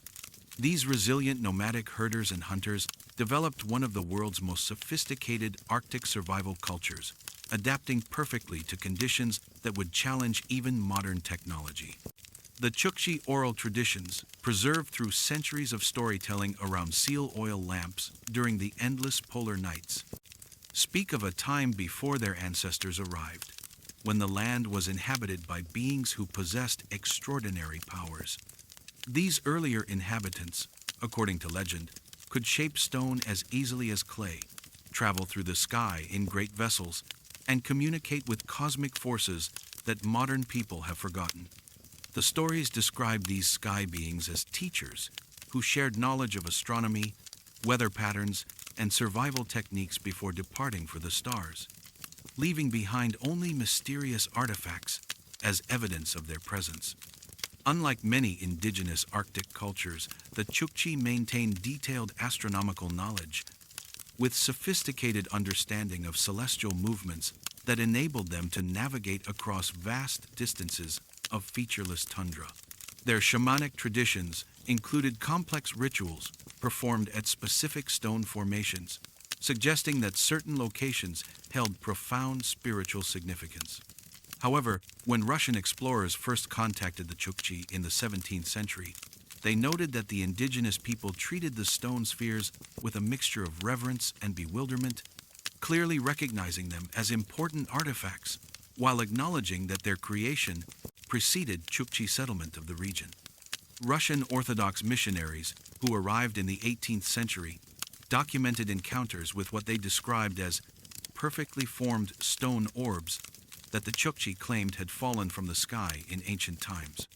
Father Dmitry Volkov, writing in 1774, described spheres so perfectly round that they seemed to have been created by divine intervention, noting that some were arranged in patterns that suggested astronomical significance.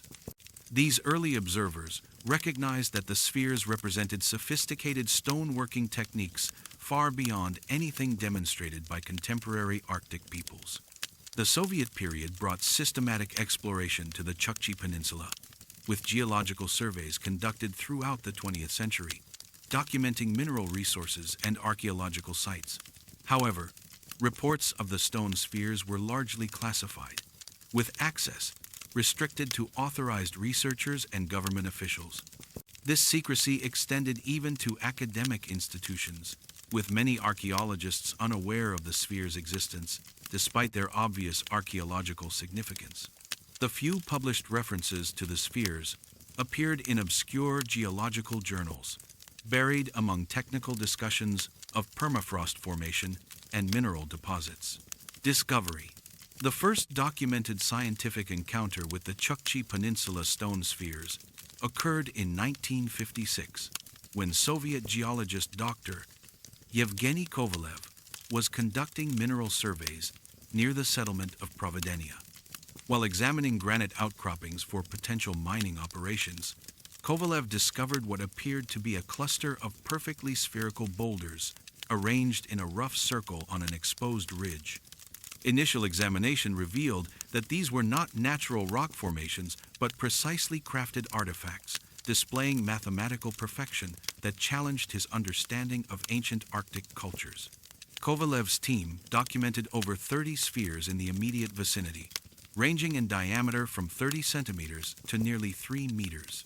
Each sphere displayed identical surface texture and composition, suggesting they were created using consistent techniques and materials. Most remarkably, detailed measurements revealed that the spheres maintained perfect spherical geometry within tolerances of less than 1% deviation, a level of precision that would challenge even modern stoneworking equipment. The spheres showed no evidence of tool marks, wear patterns, or joining seams that might indicate their construction methods. Word of Kovalev's discovery reached the highest levels of Soviet scientific administration, leading to the establishment of a classified research program designated Arctic Archaeological Project 773. Under the direction of Dr. Marina Voloshina, teams of archaeologists, geologists, and engineers were dispatched to conduct comprehensive surveys of the peninsula. Over the following decade, these expeditions documented over 400 stone spheres, distributed across approximately 8,000 square kilometers of Arctic tundra. The systematic surveys revealed intriguing patterns in the spheres' distribution. Rather than random scattering, the artifacts appeared to be arranged according to specific geometric principles, with larger spheres positioned at regular intervals and smaller ones arranged in clusters around them. Some formations resembled astronomical configurations, with sphere arrangements that corresponded to star patterns visible in Arctic skies. Others formed linear arrangements that aligned with magnetic north or marked seasonal sunrise and sunset positions, suggesting sophisticated understanding of both astronomy and terrestrial navigation. Local Chukchi guides who worked with the Soviet research teams provided crucial cultural context for the discoveries. Elder Anatoly Ritkeyu, one of the few indigenous people permitted to participate in the classified project, shared traditional knowledge about the sphere's spiritual significance. According to his testimony, different sphere formations served different purposes in ancient shamanic practices, with some used for astronomical observations, while others marked locations for seasonal ceremonies or served as waypoints for nomadic migrations. The most extraordinary discovery came in 1968, when researchers located what appeared to be a sphere manufacturing site in a remote valley near Lake Elgigiti. The site contained partially completed spheres in various stages of construction, along with what seemed to be specialized tools and equipment for precise stone shaping. However, the tools themselves posed new mysteries, as they appeared to be made from materials and designed according to principles that didn't match any known ancient technologies. Theories. What could explain the existence of hundreds of perfectly crafted stone spheres scattered across one of Earth's most challenging environments? Researchers and theorists have proposed numerous explanations, each attempting to reconcile the sphere's obvious sophistication with our understanding of ancient Arctic cultures and available technologies. The most conventional archaeological theory suggests that the spheres represent the work of an unknown, advanced Arctic civilization that possessed sophisticated stoneworking techniques. This hypothesis proposes that during a warmer climatic period, perhaps during the medieval warm period or an earlier interglacial phase, the Chukchi Peninsula supported a more complex society than previously recognized. These ancient people could have developed specialized tools and techniques for creating perfectly spherical stone objects, possibly for astronomical, religious, or navigational purposes. The civilization's disappearance could be attributed to climate change, social collapse, or migration to more hospitable regions. Geological theories focus on the possibility that the spheres represent an unknown natural formation process. Some researchers propose that specific combinations of mineral composition, temperature cycling, and geological pressure could theoretically create spherical stone formations through natural processes. Underground water movement, freeze-thaw cycles, and chemical weathering might work together over thousands of years to gradually shape irregular rocks into perfect spheres. However, this theory struggles to explain the mathematical precision of the spheres and their organized distribution patterns across the landscape. Cultural diffusion theories suggest that the sphere-creating technology was brought to the Arctic by migrants from other regions where similar artifacts have been found. These theories draw parallels between the Chukchi spheres and similar formations in Costa Rica, Easter Island, and other locations worldwide, proposing that ancient peoples possessed a shared stoneworking tradition that spread through migration or cultural exchange. The spheres could represent markers for ancient trade routes, navigation aids for sea voyages, or religious artifacts connected to a worldwide spiritual tradition focused on celestial observation. Extraterrestrial theories propose that the spheres represent evidence of ancient visitation by advanced beings from other worlds. According to this hypothesis, the perfect mathematical precision and unexplained construction techniques indicate technology beyond ancient human capabilities.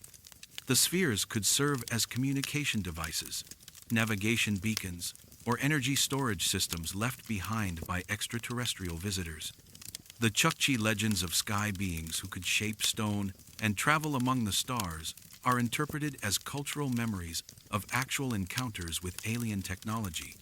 The most speculative theories draw from fringe archaeology and alternative history, proposing that the spheres represent remnants of a lost global civilization that possessed advanced technologies before recorded history.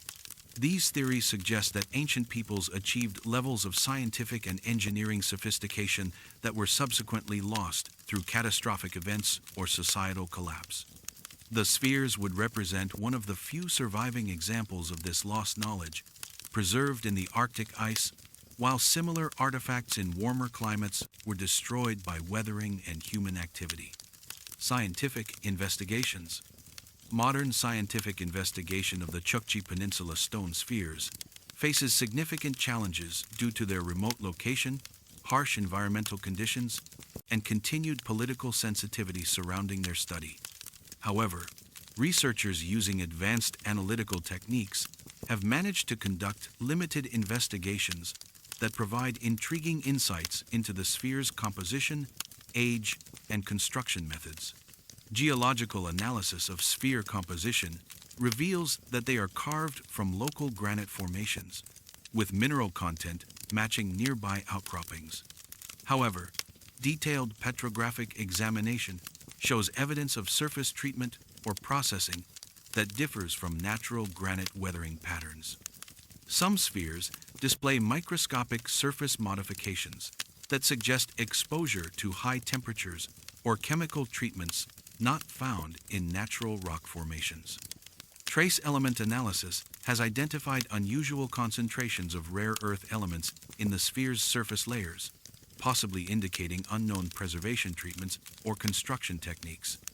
Radiocarbon dating of organic materials found in association with the spheres has yielded ages ranging from 2,000 to 8,000 years, placing their creation within the time frame of known human habitation in the region.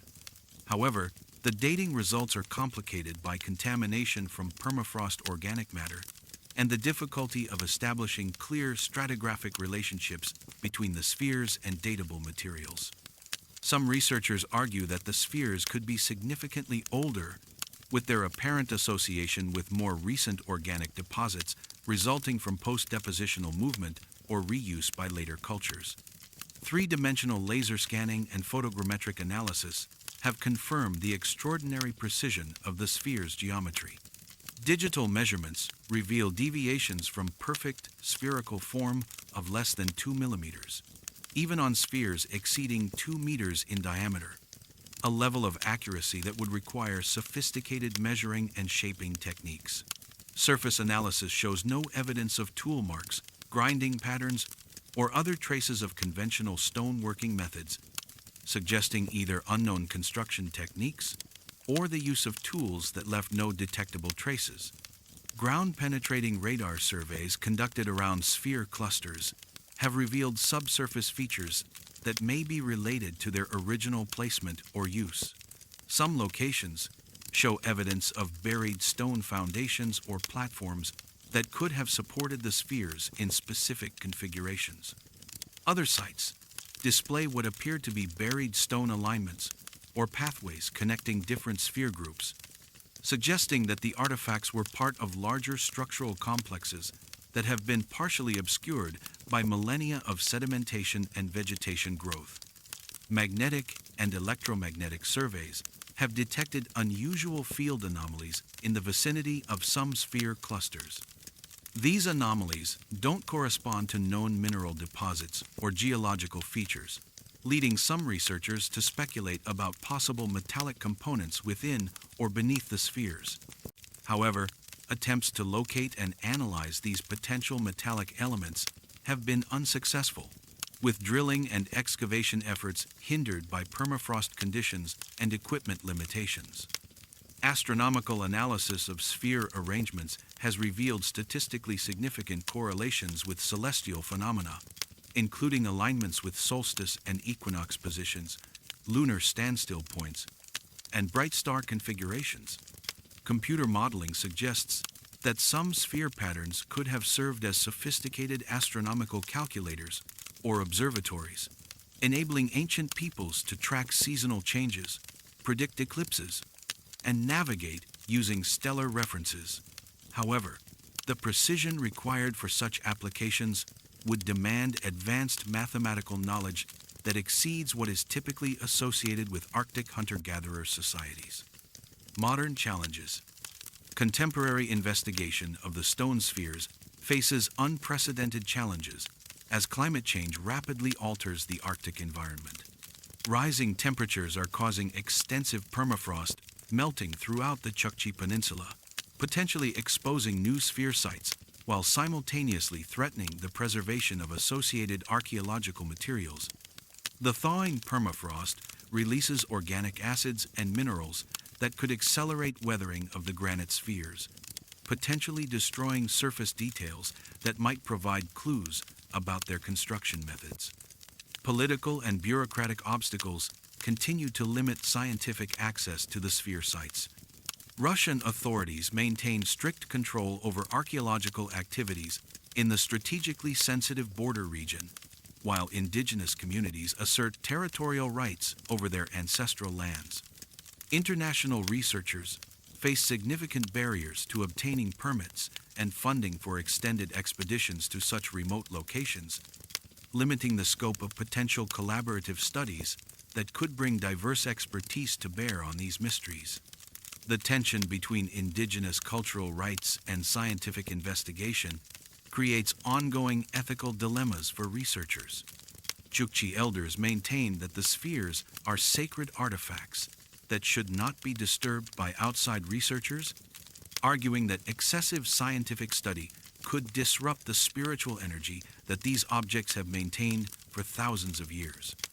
Some community leaders advocate for limiting access to the most significant sphere sites and requiring traditional protocols for approaching these powerful locations. Conservation challenges focus on protecting both the physical integrity of the spheres and their archaeological context. Increased interest from adventure tourists and amateur archaeologists threatens to disturb sphere sites through unauthorized collection attempts and careless visitation. The remote locations make monitoring and protection difficult, while the harsh environment limits the effectiveness of traditional conservation methods used in more temperate climates. Climate change is also affecting the traditional knowledge systems of the Chukchi people, as warming temperatures alter migration patterns of animals and change seasonal cycles that have been consistent for generations. Elders who maintain oral traditions about the spheres and their significance are passing away faster than their knowledge can be fully documented, potentially taking irreplaceable cultural insights with them. The challenge lies in recording this traditional knowledge while respecting cultural restrictions on sharing sacred information with outsiders. Modern technology offers new possibilities for non-invasive investigation of the spheres, including advanced remote sensing techniques, portable analytical equipment, and digital documentation methods that could function in extreme cold conditions. However, these technologies require significant financial investment and specialized expertise that few research institutions can provide for such remote and politically sensitive locations. Closing reflections. As you stand once more on the windswept tundra of the Chukchi Peninsula, surrounded by these enigmatic stone spheres that seem to emerge from the Arctic landscape like monuments to forgotten knowledge, you find yourself confronting one of archaeology's most perplexing mysteries. These perfect granite orbs, scattered across thousands of kilometers of frozen wilderness, challenge every assumption we make about ancient capabilities and the limits of human achievement in harsh environments. The mathematical precision of these spheres speaks to minds that understood geometry and measurement with sophistication that rivals modern techniques. Yet they were created by peoples who left no other evidence of such advanced knowledge, no cities or monuments that would suggest the technological capabilities required for such precise stoneworking. The silence of the Chukchi oral traditions regarding their creation only deepens the mystery, suggesting that these artifacts predate even the longest cultural memories of the region's indigenous inhabitants. Perhaps the true significance of these stone spheres lies not in solving the mystery of their creation, but in what they reveal about the assumptions we make about ancient peoples and their capabilities. In our modern world, we often underestimate the ingenuity and knowledge of those who came before us, assuming that technological sophistication is a recent achievement.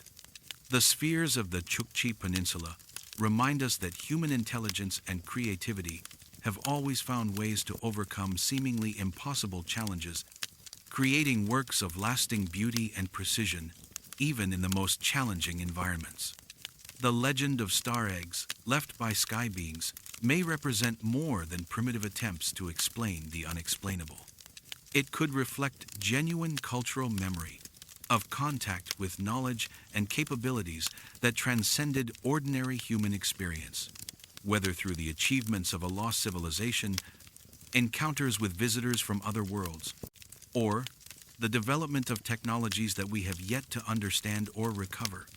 As climate change continues to transform the Arctic landscape, these ancient mysteries become more urgent and more fragile. The permafrost that has preserved these spheres for millennia is disappearing, potentially taking with it crucial evidence that could finally explain their origin and purpose. The traditional knowledge of the Chukchi people, developed through generations of interaction with these mysterious artifacts, represents an irreplaceable source of insights that could be lost forever if not properly documented and preserved.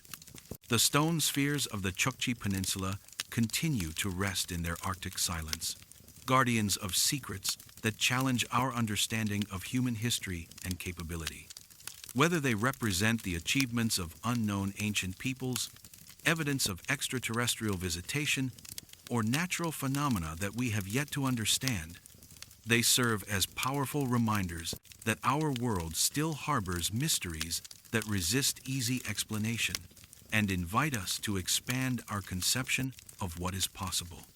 What do you think could explain the existence of these perfectly crafted stone spheres in one of Earth's most challenging environments? Could they represent evidence of lost ancient technologies, natural processes we don't yet understand, or something even more extraordinary?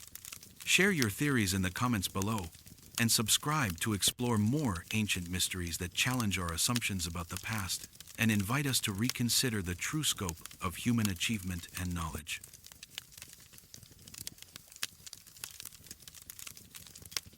The vanished expedition of Mount Otorten. Imagine standing on a snow-covered slope in the northern Ural Mountains, where the wind carries the silence of endless winter and the temperature drops to minus 30 degrees Celsius. The year is 1959, and you are following the tracks of 9 experienced hikers who set out to conquer Mount Otorten, one of the region's most challenging peaks.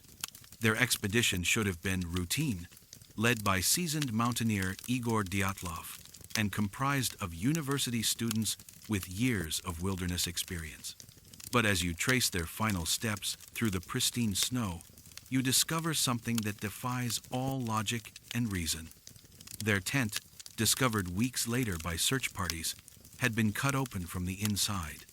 The hikers fled into the deadly cold wearing only socks, underwear, and light clothing, abandoning their boots and warm gear in what appears to be desperate panic. Some bodies were found with injuries so severe they seemed impossible without external trauma, yet showed no signs of struggle. Soviet investigators, after months of investigation, could only conclude that the 9 had died due to an unknown compelling force. This became known as the Dyatlov Pass incident, named after the expedition leader whose diary entries ended abruptly on February 1st, 1959. What force could have driven experienced mountaineers to flee their shelter into certain death? What happened on that frozen mountainside that was so terrifying that trained survivalists chose hypothermia over facing whatever drove them from their tent? Historical context. The northern Ural Mountains have long held a place of mystery in Russian culture. The indigenous Mansi people, who have inhabited this region for over 1,000 years, gave Mount Otorten its name, which translates to "don't go there" in their native language. According to Mansi tradition, the mountain and surrounding peaks were sacred places where spirits of the dead gathered, locations too dangerous for the living to venture. Their shamanic traditions spoke of winds that could drive people mad and lights in the sky that preceded misfortune. By the 1950s, Soviet mountaineering had become both popular recreation and a matter of national pride. Universities across the USSR encouraged students to participate in expeditions that would demonstrate Soviet physical superiority and mastery over nature. The Ural Polytechnical Institute, where most of the Dyatlov group studied, was particularly renowned for its mountaineering program. Igor Dyatlov, 23 years old and a fifth-year engineering student, had led numerous expeditions throughout the Urals and was considered one of the most capable young mountaineers in the region. His planned route to Mount Otorten was ambitious, but well within his experienced team's capabilities. The group included Zinaida Kolmogorova, the only woman and an accomplished skier, Rustem Slobodin, a graduate student known for wilderness expertise, and 6 other experienced mountaineers, aged between 20 and 24. The expedition was planned as a Category 3 hike, the most difficult classification in Soviet mountaineering, requiring participants to demonstrate advanced technical skills and survival capabilities. The route would take them through some of the Urals' most remote wilderness, far from any settlements or rescue stations. The team was expected to be self-sufficient for their 16-day journey. The political climate of 1959 was one of heightened military tension and technological advancement. The Soviet Union was conducting extensive weapons testing, including nuclear experiments and missile development programs, many in remote regions similar to the northern Urals, though official records regarding specific military activities remain classified. Discovery. The search for the missing expedition began on February 20th, 1959, when Igor Dyatlov's father contacted authorities after the group failed to return on their scheduled date. Initial search efforts were hampered by severe weather and remote location, but on February 26th, searchers discovered the abandoned tent on the eastern slope of Kholat Syakhl. The scene was unlike anything searchers had encountered. The tent had been cut open from inside using knives, with long slashes suggesting desperate urgency rather than careful planning. Inside, searchers found all belongings, including warm clothing, boots, food, and camping equipment. Everything had been left behind, including items essential for survival in extreme cold. Footprints in the snow led away from the tent toward a nearby forest about 1.5 kilometers downhill. The tracks indicated some members were barefoot or wearing only socks, while others wore single boots or felt slippers. There were no signs of struggle around the tent, no evidence of avalanche, and no indication of what might have caused such desperate flight. The first bodies were discovered on March 1st. Igor Dyatlov was found lying between the tent and forest, as if trying to return to shelter. Nearby, searchers found Zinaida Kolmogorova and Rustam Slobodin, both partially clothed, showing signs of hypothermia. Their body positions suggested they had been moving uphill toward the tent when they collapsed. 2 more bodies were discovered near the forest edge, beneath a large cedar tree. Yuri Krivonyshenko and Yuri Doroshenko were found wearing only underwear, despite the deadly cold. The cedar showed evidence that someone had climbed it and broken off branches, possibly to build a fire or observe the tent area. Remnants of a small fire were found nearby. The remaining 4 bodies weren't discovered until May, when melting snow revealed them in a ravine 75 meters from the cedar tree. These bodies presented even more disturbing evidence. Ludmila Dubanina was missing her tongue and eyes, with significant facial tissue damage. Alexander Kolovatov had similar facial injuries, while Nikolai Thibault-Brignoles showed massive skull damage. Alexander Zolotaryov had severe chest injuries, including broken ribs and internal trauma. What made these injuries particularly mysterious was their nature and extent. Forensic examination revealed that the force required would have been equivalent to a car crash, yet the bodies showed no external wounds or signs of violence. The clothing on the ravine bodies was found to be highly radioactive, though the source remained unexplained. Theories. The Dyatlov Pass incident has generated numerous theories attempting to explain the bizarre circumstances.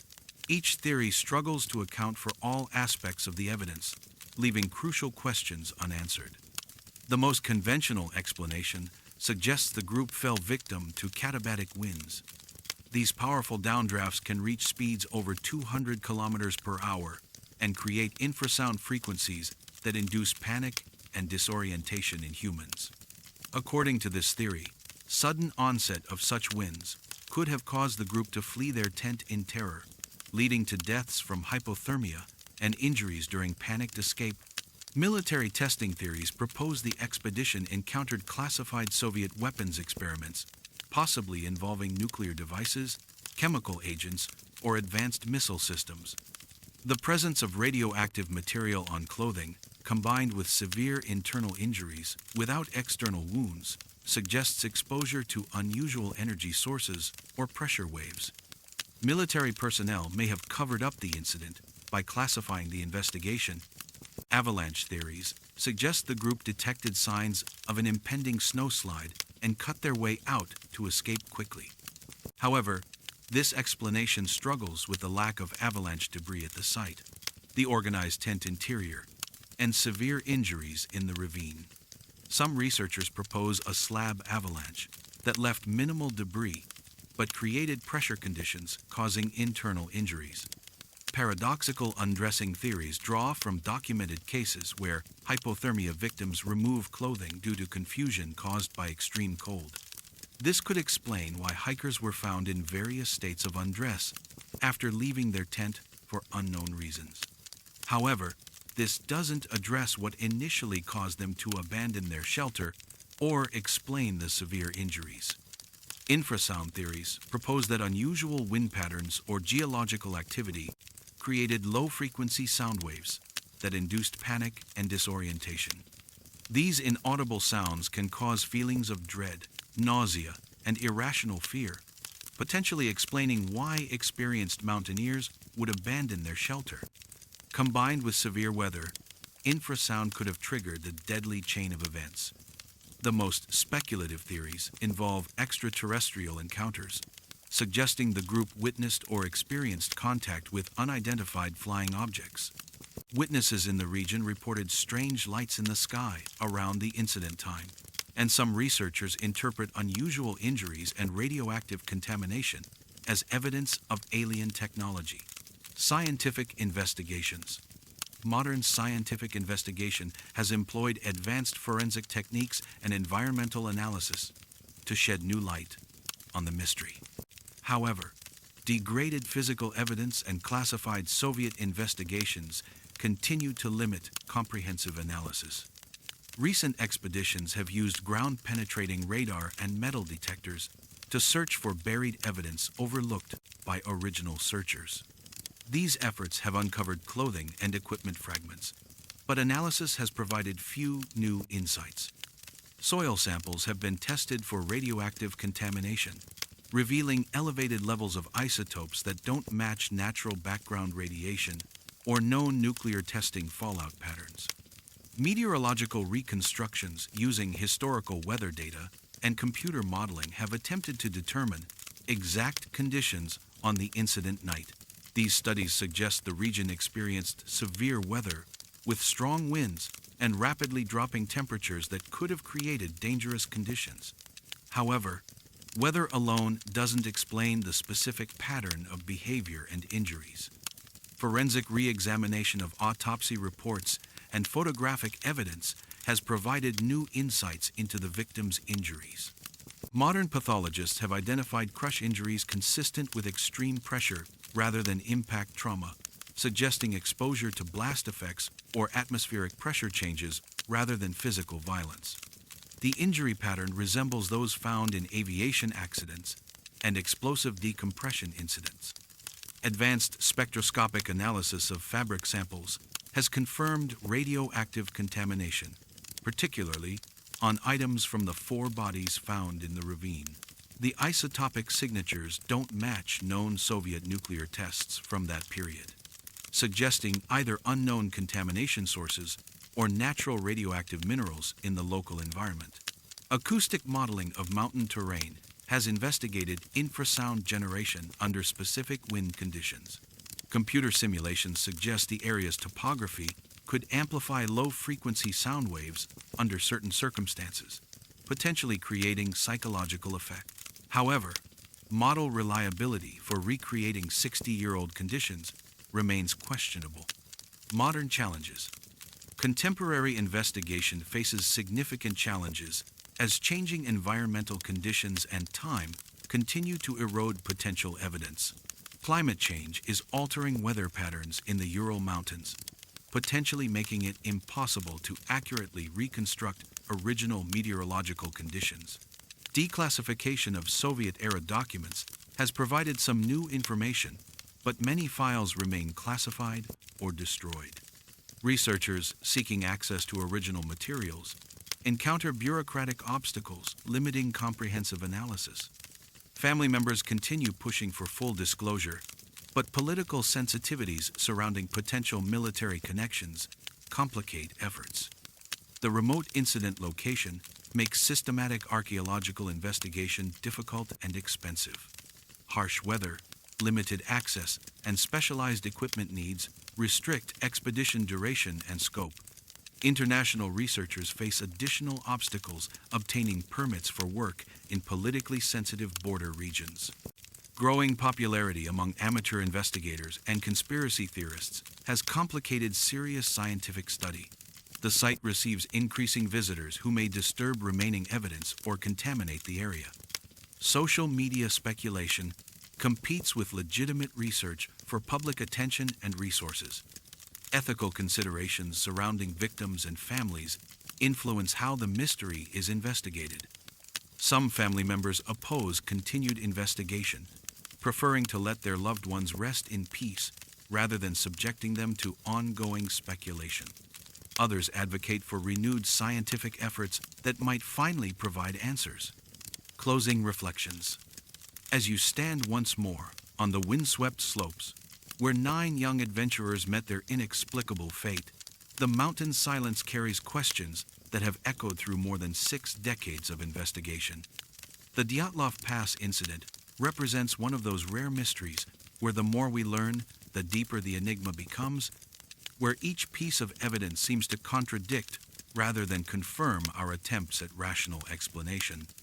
The image of experienced mountaineers cutting their way out of their tent in desperate panic, fleeing into deadly cold rather than facing whatever drove them from their shelter, speaks to fears that transcend ordinary human understanding.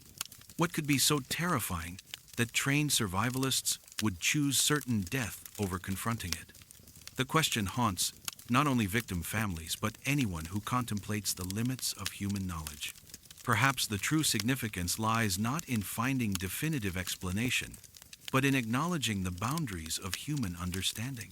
In our modern world of scientific certainty and technological mastery, we sometimes forget that nature still holds secrets that resist our attempts at categorization and control.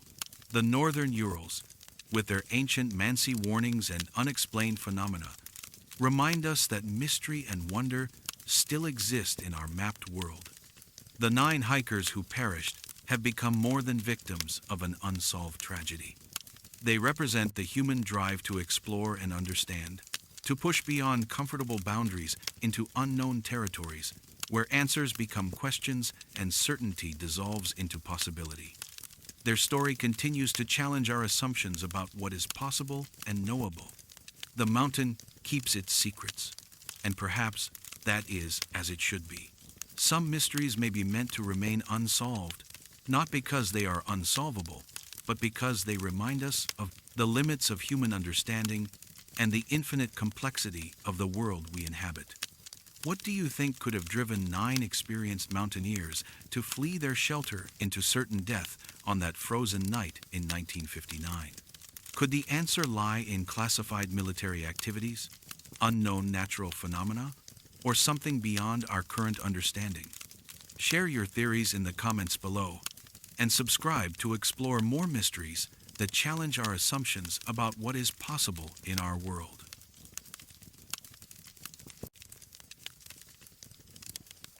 The underwater city of Lake Baikal. Imagine descending through the crystal clear waters of Lake Baikal, the world's oldest and deepest freshwater lake, where sunlight filters through water that has remained unchanged for 25 million years. As you sink deeper into this ancient aquatic realm, the familiar world above fades into darkness. But as your lights illuminate the lake floor more than 1,000 meters below, something extraordinary emerges from the primordial darkness. Geometric structures rise from the sediment, stone formations arranged in patterns too regular to be natural, too ancient to fit any known chapter of human history. These are the mysterious structures of Lake Baikal's depths, architectural anomalies that Soviet-era sonar surveys first detected but have never fully explained.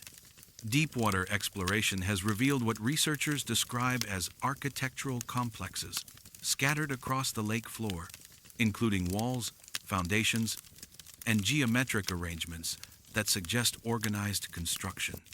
Modern underwater archaeology has recovered worked stone and metal objects that predate any known Siberian civilizations.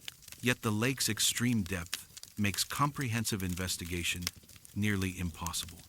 The indigenous peoples who have lived around Lake Baikal for thousands of years speak of ancient cities that sank beneath the sacred waters during great catastrophes. Could these mysterious underwater structures be remnants of a pre-Ice Age settlement, or something else entirely? Historical context. Lake Baikal holds more than 20% of the world's fresh water in a rift valley that began forming during the Mesozoic era. This ancient body of water stretches 636 kilometers through Siberia, reaches depths of over 1,600 meters, and contains ecosystems found nowhere else on Earth. The lake's isolation and extreme depth have created conditions that preserve materials for millions of years. The Buryat people, descendants of Mongol tribes who settled around the lake over 1,000 years ago, developed complex spiritual traditions that recognized Baikal as a sacred entity. Their oral histories speak of times when the lake's waters were much lower, revealing vast plains that supported thriving civilizations. According to these traditions, several great floods raised water levels catastrophically. submerging entire cities and forcing survivors to flee to higher ground. Russian exploration began during the 17th century, with early Orthodox missionaries noting indigenous legends about underwater cities and sunken temples, though these accounts were generally dismissed as pagan superstition. The construction of the Trans-Siberian Railway brought increased scientific interest, with researchers recognizing the lake's unique characteristics. Soviet scientific expeditions began in the 1920s, initially focusing on biological surveys and geological mapping. The establishment of the Limnological Institute marked the beginning of systematic study of the lake's ecosystems and geological history. Early bathymetric surveys revealed extraordinary depth and complex underwater topography, including deep trenches and vast abyssal plains. The development of advanced sonar technology during the Cold War enabled Soviet researchers to conduct detailed mapping of the lake floor for the first time. These surveys, conducted primarily for military purposes, revealed underwater features that didn't match any known geological formations. The discovery of regular geometric patterns led to classified investigations, combining military reconnaissance with archaeological speculation. Discovery.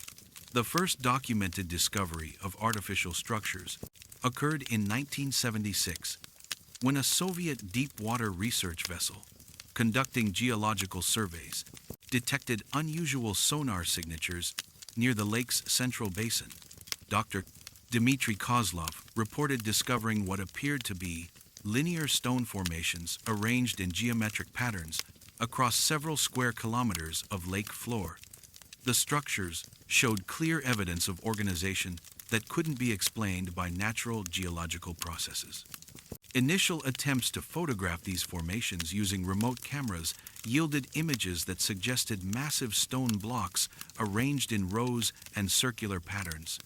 The photographs showed structures that appeared to be foundations or wall remnants, with some formations rising several meters above surrounding sediment. The arrangements seemed to follow mathematical proportions, suggesting sophisticated architectural planning. Word of Kozlov's discovery reached the highest levels of Soviet scientific administration, leading to establishment of a classified research program. Advanced submersible vehicles were deployed to conduct detailed exploration of the anomalous sites. These missions documented extensive underwater formations that defied conventional archaeological understanding. The most significant discovery came in 1981, when a deep-diving expedition located what appeared to be a complete architectural complex in over 1,200 meters of water. The site included massive stone foundations, regularly spaced columns, and geometric arrangements resembling urban planning. Sonar mapping revealed structures covering approximately 2 square kilometers, with individual buildings arranged according to clear organizational principles. Artifact recovery efforts yielded extraordinary results. Divers and remote-operated vehicles retrieved worked stone objects, including carved blocks with precision joints and geometric decorations. More remarkably, they discovered metal artifacts that appeared to be tools crafted from alloys that didn't match any known ancient metallurgy. These objects showed no signs of corrosion despite apparent great age and long submersion. Local Buryat communities provided crucial cultural context. Elder shamans shared oral traditions describing ancient cities that once existed where the lake now stands. Great civilizations that built in stone and worked with metals before being destroyed by cosmic disasters. The most extraordinary discovery came when exploration teams located what appeared to be a massive pyramidal structure in the lake's deepest trench, measuring over 100 meters at its base and rising 50 meters from the lake floor. Theories. What could explain elaborate architectural structures in the deepest parts of one of the world's most ancient lakes? Researchers have proposed numerous theories attempting to reconcile the physical evidence with our understanding of geological history and ancient capabilities. The most conventional archaeological theory suggests that the structures represent settlements built during periods when Lake Baikal's water levels were significantly lower than today. During ice ages or prolonged droughts, large portions of the current lake floor were exposed dry land that supported human settlements.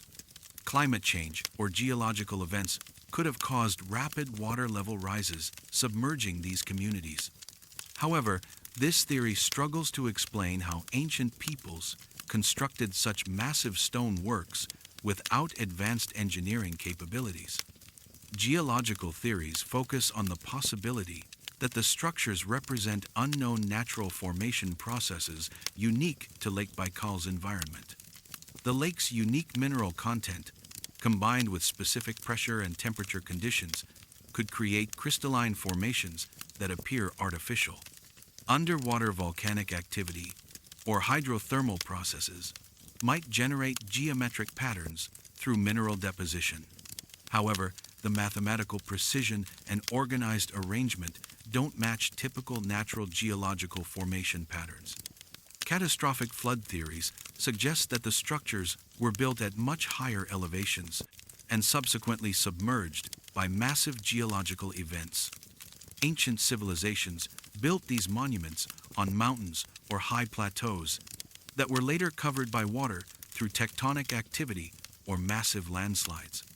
The precision and scale would indicate technological sophistication exceeding conventional understanding of ancient Siberian cultures.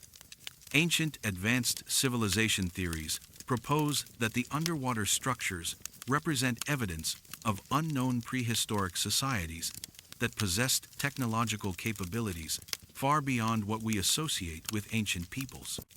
These civilizations could have developed sophisticated stoneworking techniques, metallurgy, and engineering knowledge thousands of years before such capabilities appeared in the historical record.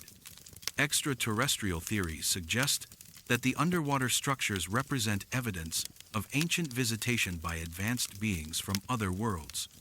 The mathematical precision, massive scale, and unexplained construction techniques indicate technology beyond ancient human capabilities.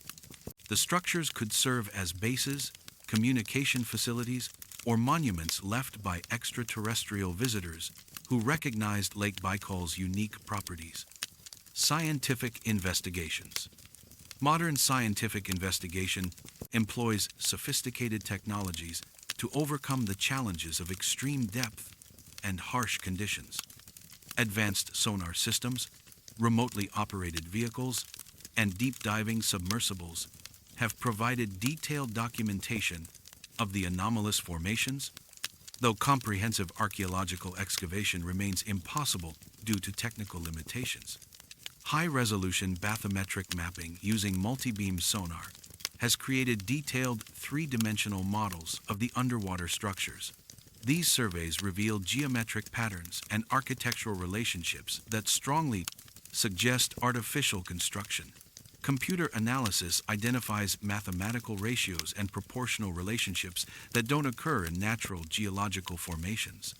Underwater photography and videography have documented the physical appearance of many structures, revealing construction techniques that don't match any known ancient methods.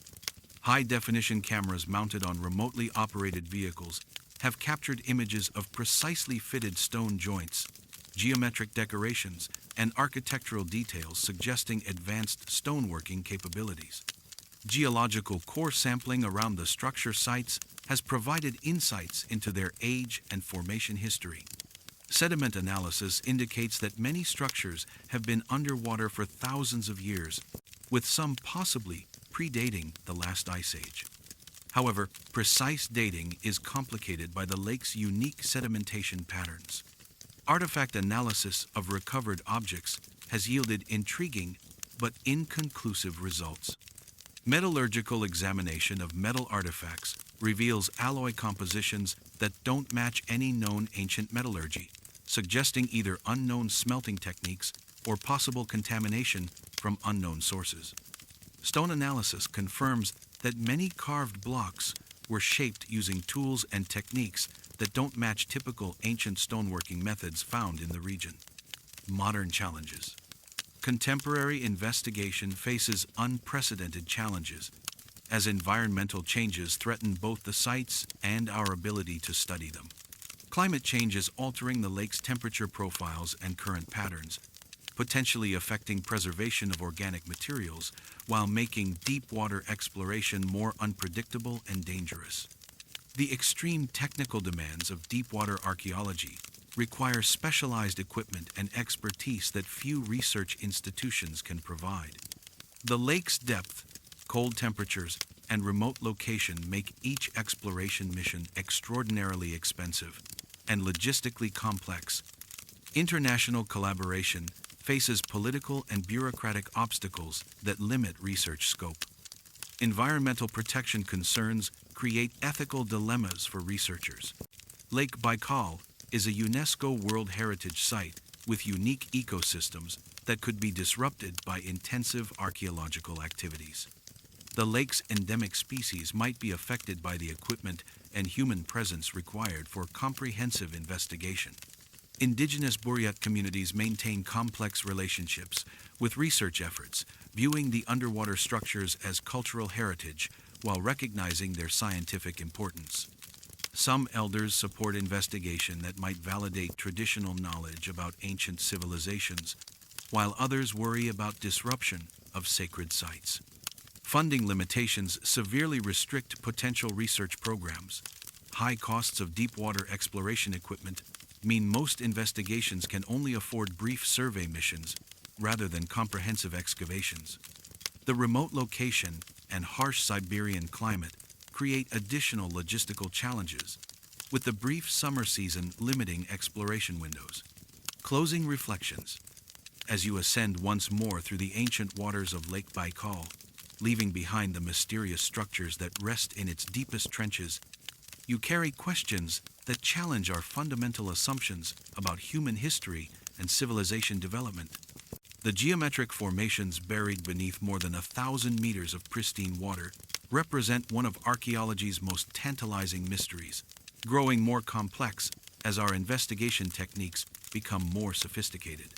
The mathematical precision and architectural sophistication suggest capabilities that seem impossible for the time periods when they were supposedly built. Yet there they rest, carved from stone and arranged according to principles demonstrating advanced knowledge of engineering, astronomy, and urban planning. Whether they represent achievements of unknown ancient civilizations, evidence of catastrophic events that reshaped the lake's geography, or something even more extraordinary, they remind us that our understanding of the past remains incomplete. Perhaps the most profound implication is what these discoveries suggest about the relationship between human civilization and the natural world. If built by ancient peoples, they represent environmental adaptation and technological sophistication that challenges our assumptions about prehistoric capabilities. The builders would have understood not only advanced construction techniques, but also the geological and hydrological forces shaping this unique environment. The silence of the deep waters preserves these mysteries, while making them almost impossible to fully investigate. Lake Baikal's extreme depths protect the structures from human interference while limiting our ability to understand their true nature. Perhaps this is appropriate, for some mysteries may be meant to remain partially hidden, serving as reminders of the vast depths of time and knowledge beyond our current understanding. The legends of the Buryat people, speaking of great civilizations that once flourished where the lake now stands, take on new significance. Traditional knowledge, once dismissed as mythology, may actually preserve authentic cultural memories of prehistoric events and achievements exceeding our current historical framework. The intersection of indigenous wisdom and modern archaeological technique may hold keys to understanding these enigmatic formations. What do you think lies beneath the waters of Lake Baikal? Could these structures represent evidence of advanced ancient civilizations, natural formations that mimic architecture, or something even more extraordinary? Share your theories in the comments below, and subscribe to explore more ancient mysteries that challenge our understanding of human history and prehistoric capabilities.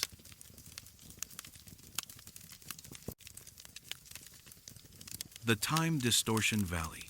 Imagine standing at the edge of a remote valley deep in the Yakutsk region of Siberia, where the endless wilderness stretches beyond the horizon under an Arctic sky that seems to bend and shimmer with unnatural light. Your compass needle spins wildly in your hand, unable to find true north, while your watch displays numbers that seem to shift and change before your eyes. The silence here is different from the ordinary quiet of the wilderness. It pulses with an energy that makes your skin crawl and your perception of reality feel unstable. Local guides refuse to venture further, crossing themselves and speaking in hushed whispers about a place that steals time from those who dare to enter. This is the Time Distortion Valley, a location so remote and mysterious that it appears on no official maps, known only through the testimonies of indigenous peoples and the classified reports of Soviet scientific expeditions. Visitors to this otherworldly valley report experiencing temporal anomalies that defy all understanding of physics and reality. Hours feel like minutes, or minutes stretch into what seems like hours. Electronic devices malfunction in ways that suggest the fundamental nature of time itself is altered within the valley's boundaries. Scientific expeditions have documented unexplained electromagnetic anomalies and chronometer malfunctions that cannot be attributed to known geological phenomena. Some researchers theorize that underground mineral deposits create these effects, while others suggest that something far more mysterious lurks beneath the permafrost. What could cause such consistent distortions in our perception and measurement of time? Historical context. The Yakutsk region of northeastern Siberia represents one of Earth's most extreme environments, where winter temperatures regularly plummet below -60 degrees Celsius. This vast wilderness has been home to the Sakha people for over a millennium. These resilient nomadic peoples developed one of the world's most sophisticated Arctic cultures, learning to thrive in conditions that would challenge modern technology. The Sakha oral traditions speak of places in their territory where the normal rules of existence do not apply. Among these mysterious locations, the Time Distortion Valley holds particular significance in their cosmology. According to ancient legends, the valley was created during a great battle between cosmic forces, when beings from beyond the stars fought over control of time itself. The aftermath of this celestial conflict left the land permanently scarred, creating a place where time moves differently than in the rest of the world. Russian exploration of the Yakutsk region began during the 17th century, driven primarily by the search for precious furs and minerals. These early expeditions documented encounters with indigenous peoples who spoke of forbidden valleys and places where travelers could become lost in time. Cossack reports from this period describe locations where expeditions would enter for what seemed like days, but emerge to find weeks had passed in the outside world. The establishment of Soviet control over Siberia brought systematic, scientific investigation to regions that had previously been explored only by fur trappers and indigenous peoples. The search for mineral resources led geological surveys into increasingly remote areas, including regions that local guides warned were dangerous or cursed. It was during these surveys that Soviet scientists first encountered documented evidence of the temporal anomalies that would come to define the Time Distortion Valley. The development of precise timekeeping instruments during the Cold War era enabled researchers to measure temporal effects with unprecedented accuracy. Soviet scientific expeditions of the 1950s and 60s were equipped with atomic clocks and sophisticated electronic equipment that could detect minute variations in the passage of time. These instruments revealed that certain locations in the Siberian wilderness exhibited measurable temporal distortions that could not be explained by known physics. Discovery. The first documented scientific encounter with the Time Distortion Valley occurred in 1958, when Soviet geologist Dr. Pavel Mironov was conducting mineral surveys in the remote Verkhoyansk Mountains. While following a promising ore vein into an unnamed valley, Mironov's expedition experienced what he described as a temporal displacement event that left his team disoriented and their equipment malfunctioning in inexplicable ways. According to Miranov's classified report, the expedition entered the valley at approximately 10 in the morning and planned to conduct a brief survey before returning to base camp by evening. However, when the team attempted to leave the valley, they discovered that their chronometers showed different times, with variations of up to 6 hours between instruments that had been perfectly synchronized that morning. More disturbing was their subjective experience of time, with some team members reporting that the survey had felt like it lasted only an hour, while others insisted they had been in the valley for an entire day. The electromagnetic anomalies detected during Miranov's expedition were unlike anything previously documented in scientific literature. Compass readings varied wildly within the valley, with magnetic north appearing to shift position randomly. Radio communication with the outside world was impossible, with signals either failing to transmit or arriving distorted beyond recognition. Most remarkably, photographic equipment produced images that seemed to show the same locations at different times of day, despite being taken within minutes of each other. Word of Miranov's discovery reached the highest levels of Soviet scientific administration, leading to the establishment of Project Temporal, a classified research program dedicated to investigating time-related anomalies in remote locations. The most significant expedition took place in 1963, when a joint team of scientists from Moscow University and the Soviet Academy of Sciences spent 3 weeks attempting to map and understand the valley's anomalous properties. According to the expedition's classified report, the team documented over 40 separate instances of temporal distortion during their stay in the valley. These ranged from minor chronometer discrepancies to major subjective time displacement events, where team members experienced hours passing in what felt like minutes, or conversely, minutes that seemed to stretch into hours. Most remarkably, the team claimed to have observed what they described as temporal echoes, where events appeared to repeat themselves or occur in reverse chronological order. Local Sakha guides who worked with the Soviet expeditions provided crucial cultural context for understanding the valley's mysterious properties. Elder shaman Dmitry Sivtsev shared traditional knowledge about the valley's spiritual significance, explaining that it was considered a place where the ancestors could communicate with the living across the barriers of time. According to Sakha tradition, certain individuals with shamanic abilities could enter the valley and witness events from the past or glimpse possible futures, though such journeys were extremely dangerous. Theories. What could explain the consistent reports of temporal anomalies in this remote Siberian valley? Scientists and researchers have proposed numerous theories, each attempting to reconcile the documented effects with our current understanding of physics and the nature of time itself. The most conventional scientific explanation focuses on the possibility of unknown electromagnetic phenomena created by unusual geological formations. This theory suggests that specific combinations of mineral deposits, underground water systems, and magnetic field variations could create powerful electromagnetic effects that interfere with electronic equipment and potentially influence human perception of time. The valley's unique topography might create conditions similar to those found in Faraday cages. Gravitational anomaly theories propose that the valley sits above dense underground formations that create localized variations in Earth's gravitational field.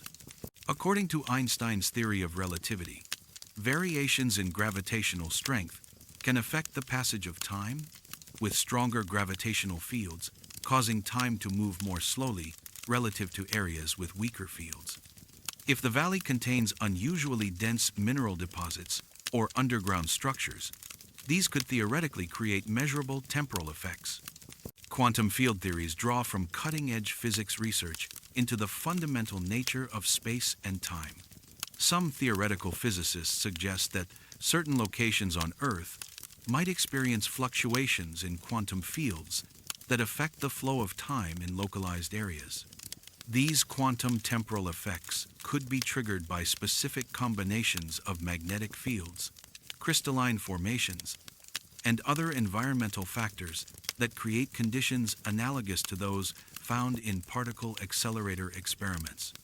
Dimensional intersection theories propose that the valley represents a location where our normal three-dimensional reality intersects with higher dimensional space. According to advanced mathematical models, such intersections could create temporal distortions as time flows differently through higher dimensional geometries. The valley would essentially function as a window into parallel temporal dimensions where the normal rules of causality and chronology do not apply.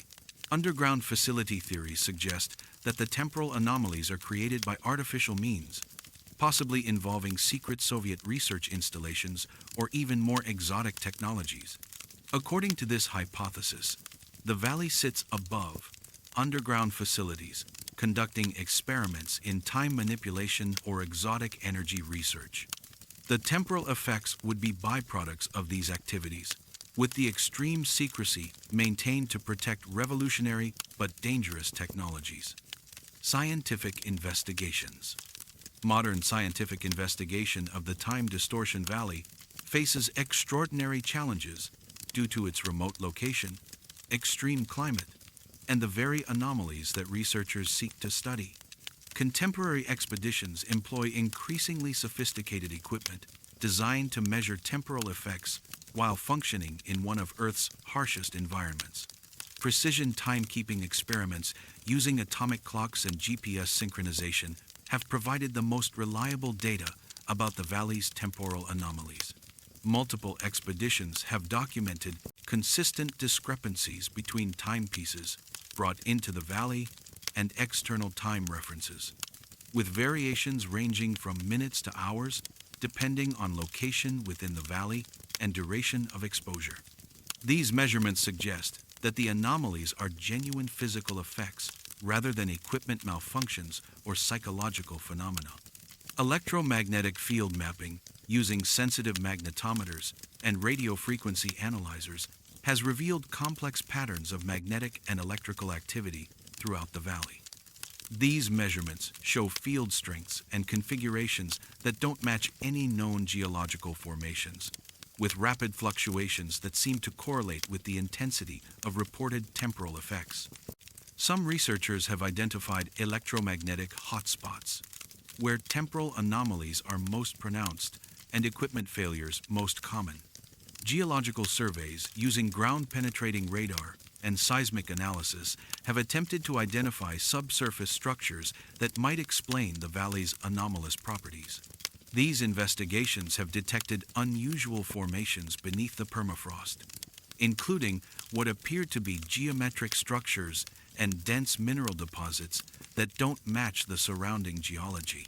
However, the extreme conditions and equipment limitations have prevented comprehensive subsurface exploration.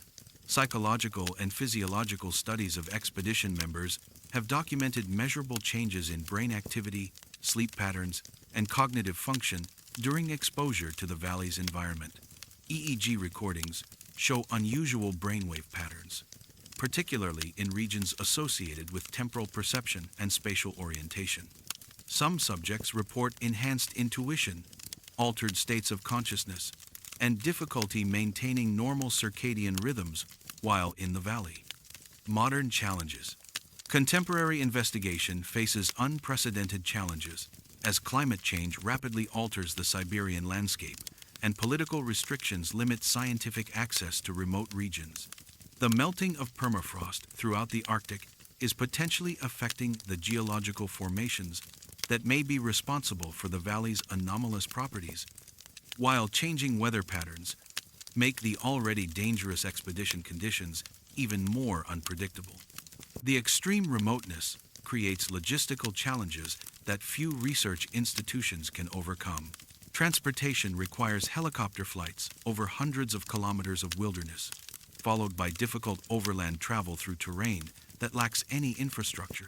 The brief summer season, when the valley is accessible, limits expedition duration, while winter conditions make any research activities impossible. Equipment reliability poses ongoing problems for researchers. Electronic instruments frequently malfunction in unpredictable ways, making data collection unreliable and potentially dangerous for expedition members. The temporal effects that researchers seek to study also make their equipment less effective, creating a fundamental challenge for scientific investigation. Indigenous Saka communities maintain complex relationships with outside researchers. Many elders support scientific investigation that might validate their traditional knowledge about temporal anomalies, while others worry about the disruption of sacred sites and the potential dangers of disturbing forces beyond human understanding. Some community leaders argue that certain mysteries should remain unexplored, respecting the warnings of their ancestors. Closing reflections. As you stand once again at the edge of the time distortion valley, watching your compass needle spin helplessly and feeling time itself seem to pulse and shift around you, you confront one of the most profound mysteries our world has to offer. This remote valley challenges our most fundamental assumptions about the nature of reality, suggesting that time itself may not be the constant, unchanging force we believe it to be. The consistent reports of temporal anomalies from both indigenous peoples and scientific expeditions point toward phenomena that transcend our current understanding of physics. Whether these effects result from unknown geological processes, quantum mechanical phenomena, or something even more exotic, they remind us that our planet still holds secrets that could revolutionize our understanding of the universe itself. The intersection of ancient Saka wisdom and modern scientific investigation offers hope for eventually understanding these mysterious effects. Traditional knowledge that speaks of places where time moves differently may preserve authentic insights into natural phenomena that science is only beginning to explore. The shamanic understanding of consciousness and reality could provide crucial clues for interpreting the valley's anomalous properties. Perhaps the greatest significance lies not in its specific effects, but in what it represents about the limits of human knowledge. In our modern age of technological mastery and scientific certainty, we sometimes forget that nature still operates according to principles we have yet to discover. The valley serves as a humbling reminder that reality is far stranger and more complex than our current theories can explain. What do you think could cause such consistent distortions in the perception and measurement of time in this remote Siberian valley?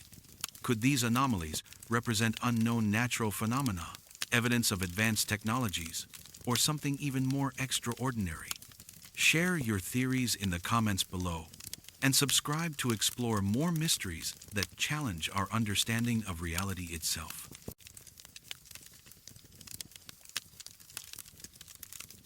The glowing tombs of the Altai Mountains. Imagine standing in the twilight shadows of the Altai Mountains, where ancient burial mounds rise from the steppes like sleeping giants frozen in time. The air is thin and cold at this altitude, carrying the scent of snow and wild grasses that have grown over these sacred sites for thousands of years. But as darkness falls across this remote landscape, something extraordinary begins to happen. A soft, ethereal glow emanates from certain burial mounds, a luminescence so subtle and persistent that it seems almost supernatural. The light pulses gently, like a heartbeat from the earth itself, casting an otherworldly radiance across the mountainous terrain. These are the glowing tombs of the Altai Mountains, archaeological sites that have baffled researchers since their discovery in the 1940s. The Pazyryk burial mounds contain some of the world's most remarkably preserved ancient remains, including mummified bodies, textiles, and artifacts that offer unprecedented glimpses into a lost civilization. But what sets certain tombs apart is their inexplicable bioluminescent properties, a phenomenon that seems to originate from the mummified bodies themselves. Chemical analysis has identified unusual compounds in the preservation materials, yet modern scientists cannot replicate the glowing effect despite decades of research. The local Altai people speak of star people buried in these mountains, celestial beings who came from the sky and whose bodies retain the light of distant stars. Could ancient preservation techniques have achieved something that modern science cannot explain or reproduce? Historical context. The Altai Mountains stretch across the borders of Russia, China, Mongolia, and Kazakhstan, forming one of Asia's most significant mountain ranges and serving as a crossroads for ancient civilizations. This remote and rugged landscape has been home to nomadic peoples for thousands of years. The harsh climate and high altitude created natural preservation conditions that have maintained organic materials in ways rarely seen elsewhere on Earth.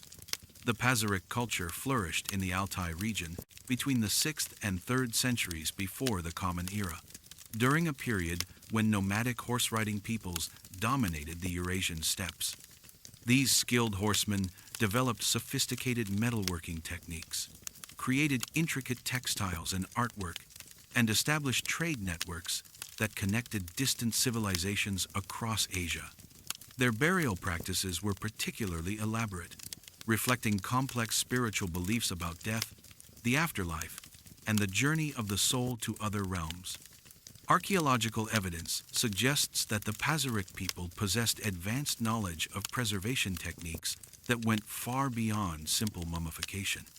The frozen conditions of their high-altitude burial sites created natural refrigeration, but the chemical compositions found within certain tombs indicate deliberate enhancement of preservation processes using substances and methods that remain mysterious to modern researchers.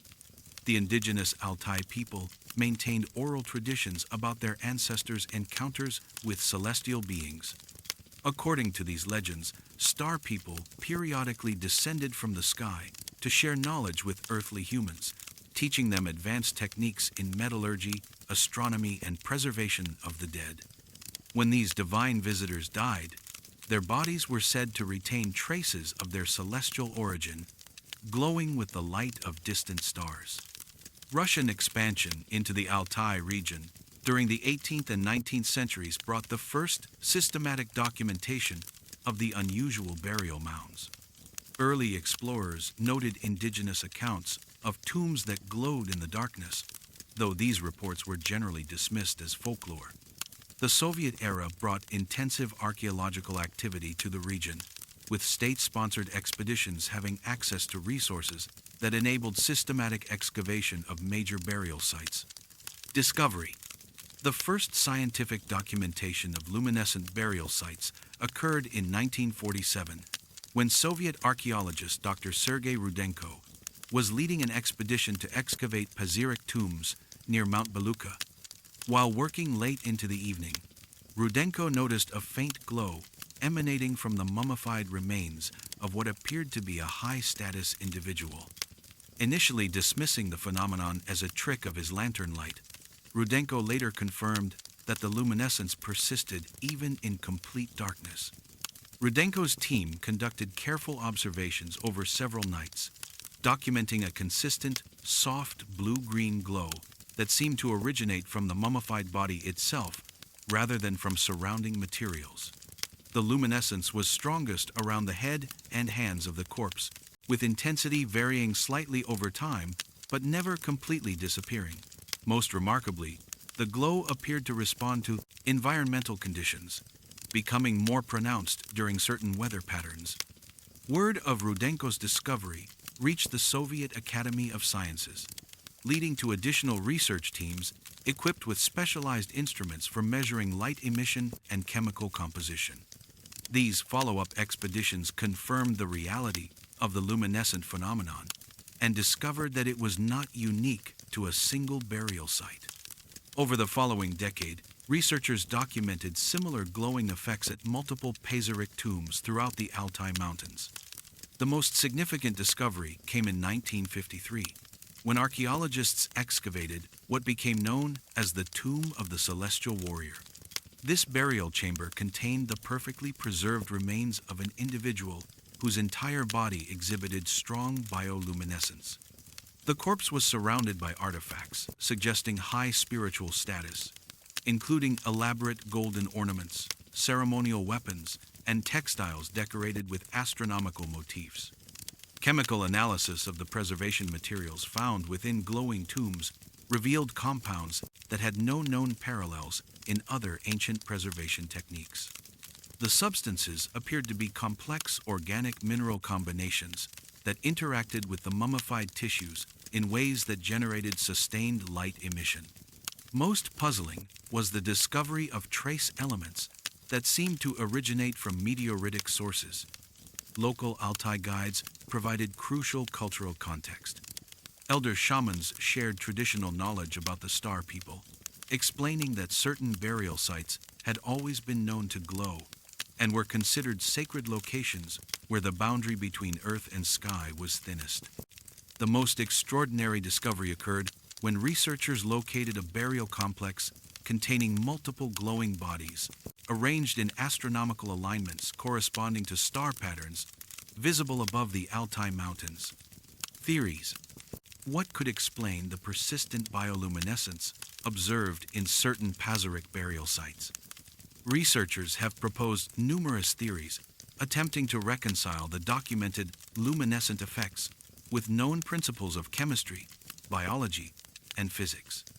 The most conventional scientific explanation focuses on naturally occurring phosphorescent minerals in the burial environment. This theory suggests that specific combinations of rare earth elements, combined with unique preservation conditions in high-altitude frozen tombs, could create sustained light emission through phosphorescence or chemiluminescence. The minerals could have been deliberately incorporated into preservation materials by ancient peoples who discovered their light-producing properties. Bioluminescent bacteria theories propose that the glowing effects result from symbiotic relationships between specialized microorganisms and the preserved tissues.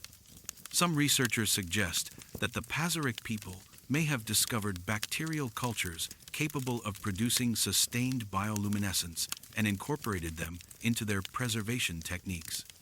These bacteria could theoretically survive in the frozen tomb environment while continuing to generate light through metabolic processes operating at extremely slow rates. Radioactive decay theories draw from the discovery of unusual isotopic signatures in some glowing tombs. According to this hypothesis, the preservation materials contained naturally radioactive substances that created sustained luminescence through the interaction of radiation with phosphorescent compounds.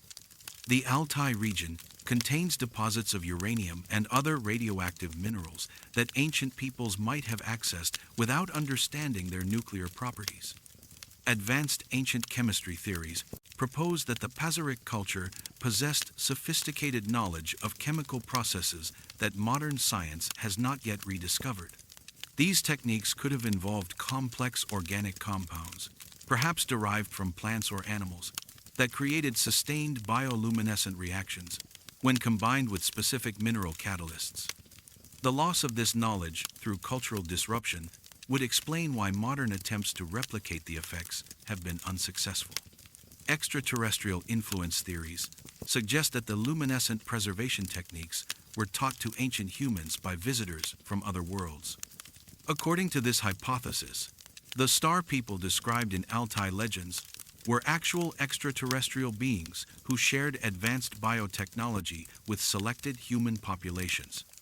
The glowing tombs would represent evidence of this knowledge transfer, with the preservation materials containing substances or technologies of non-terrestrial origin.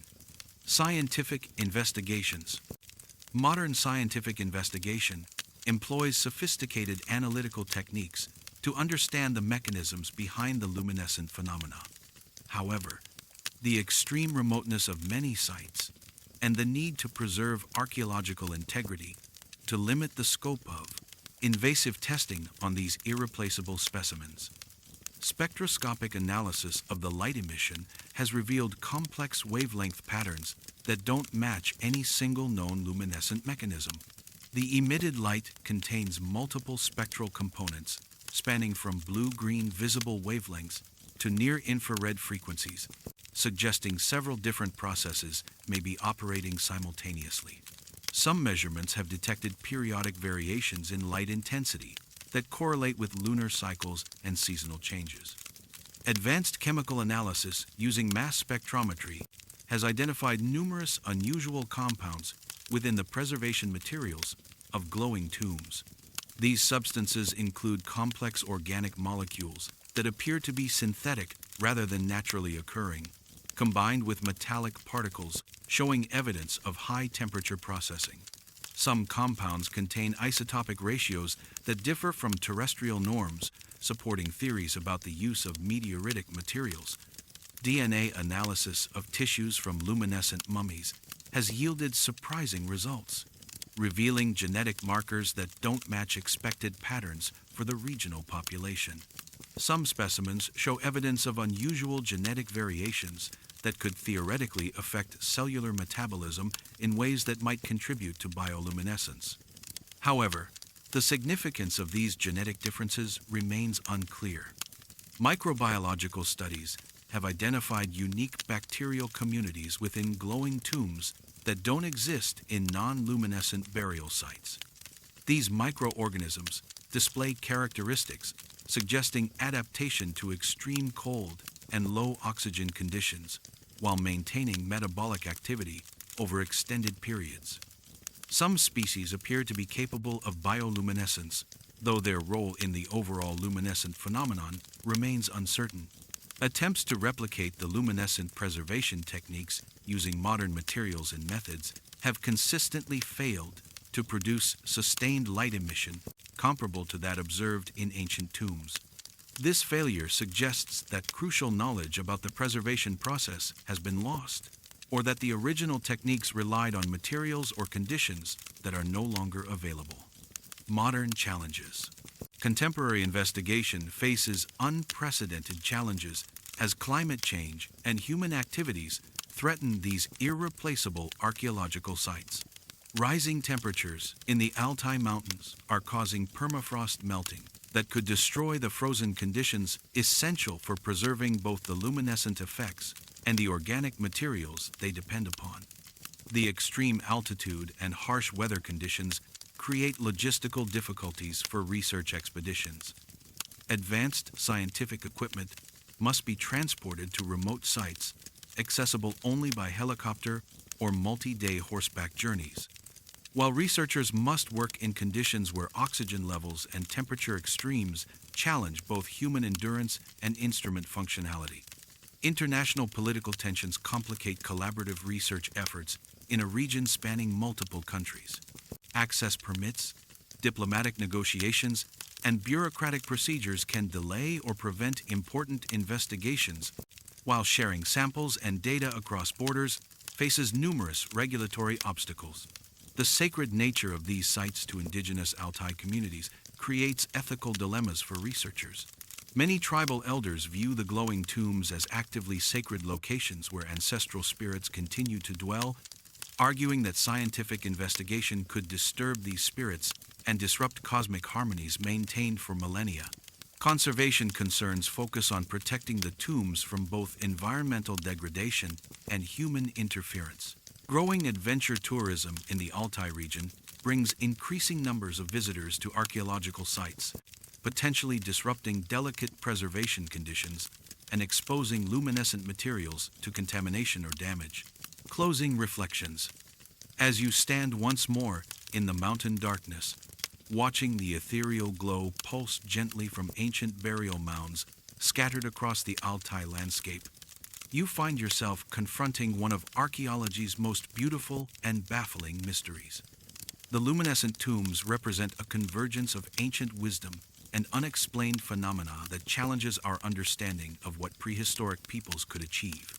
The persistent bioluminescence emanating from these burial sites suggests that the Pazyryk culture possessed preservation techniques of extraordinary sophistication, methods that incorporated knowledge we have yet to recover or understand.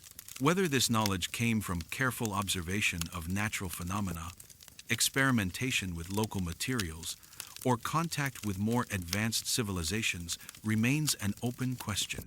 The intersection of indigenous oral traditions with modern scientific investigation offers hope for eventually understanding these luminescent phenomena. The Altai people's legends of star people and celestial burials may preserve authentic cultural memories of actual events or discoveries that exceed our current historical framework. Their spiritual interpretation reminds us that some mysteries may transcend purely material explanations. Perhaps the greatest significance lies not in solving their luminescent puzzle, but in what they reveal about the relationship between ancient peoples and the cosmos they inhabited. The careful astronomical alignments of luminescent bodies, the incorporation of meteoritic materials, and the persistent cultural memory of celestial visitors all suggest that our ancestors maintained connections to the wider universe that modern civilization has largely forgotten. The soft blue-green light that continues to emanate from these mountain burial sites serves as a beacon across time, connecting us to ancestors whose knowledge and capabilities may have exceeded our own in ways we are only beginning to appreciate. As we struggle to understand the mechanisms behind their luminescent preservation techniques, we are reminded that human achievement and cosmic mystery are often intimately connected. What do you think could explain the persistent glow emanating from these ancient burial sites in the Altai Mountains? Could the luminescence represent advanced preservation techniques lost to time, evidence of extraterrestrial contact, or natural phenomena that science has yet to fully understand? Share your theories in the comments below, and subscribe to explore more ancient mysteries that illuminate the remarkable achievements of our prehistoric ancestors.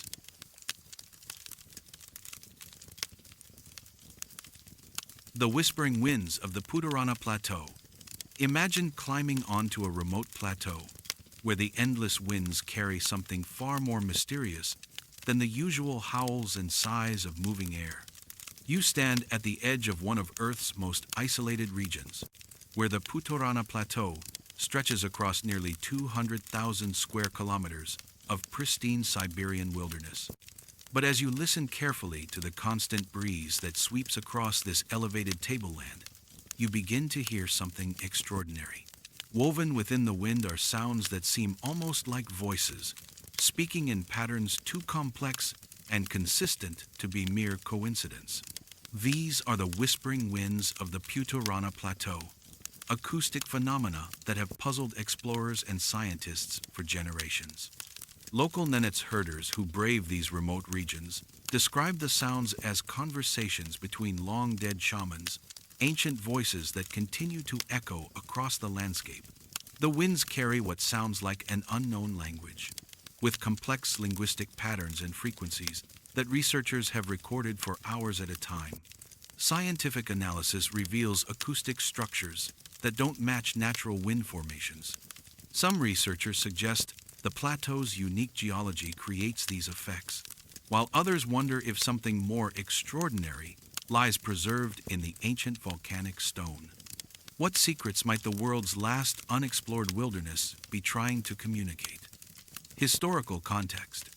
The Putarana Plateau rises from the heart of the Siberian wilderness, like a massive fortress of stone and ice, occupying a region larger than many countries, yet remaining virtually unknown.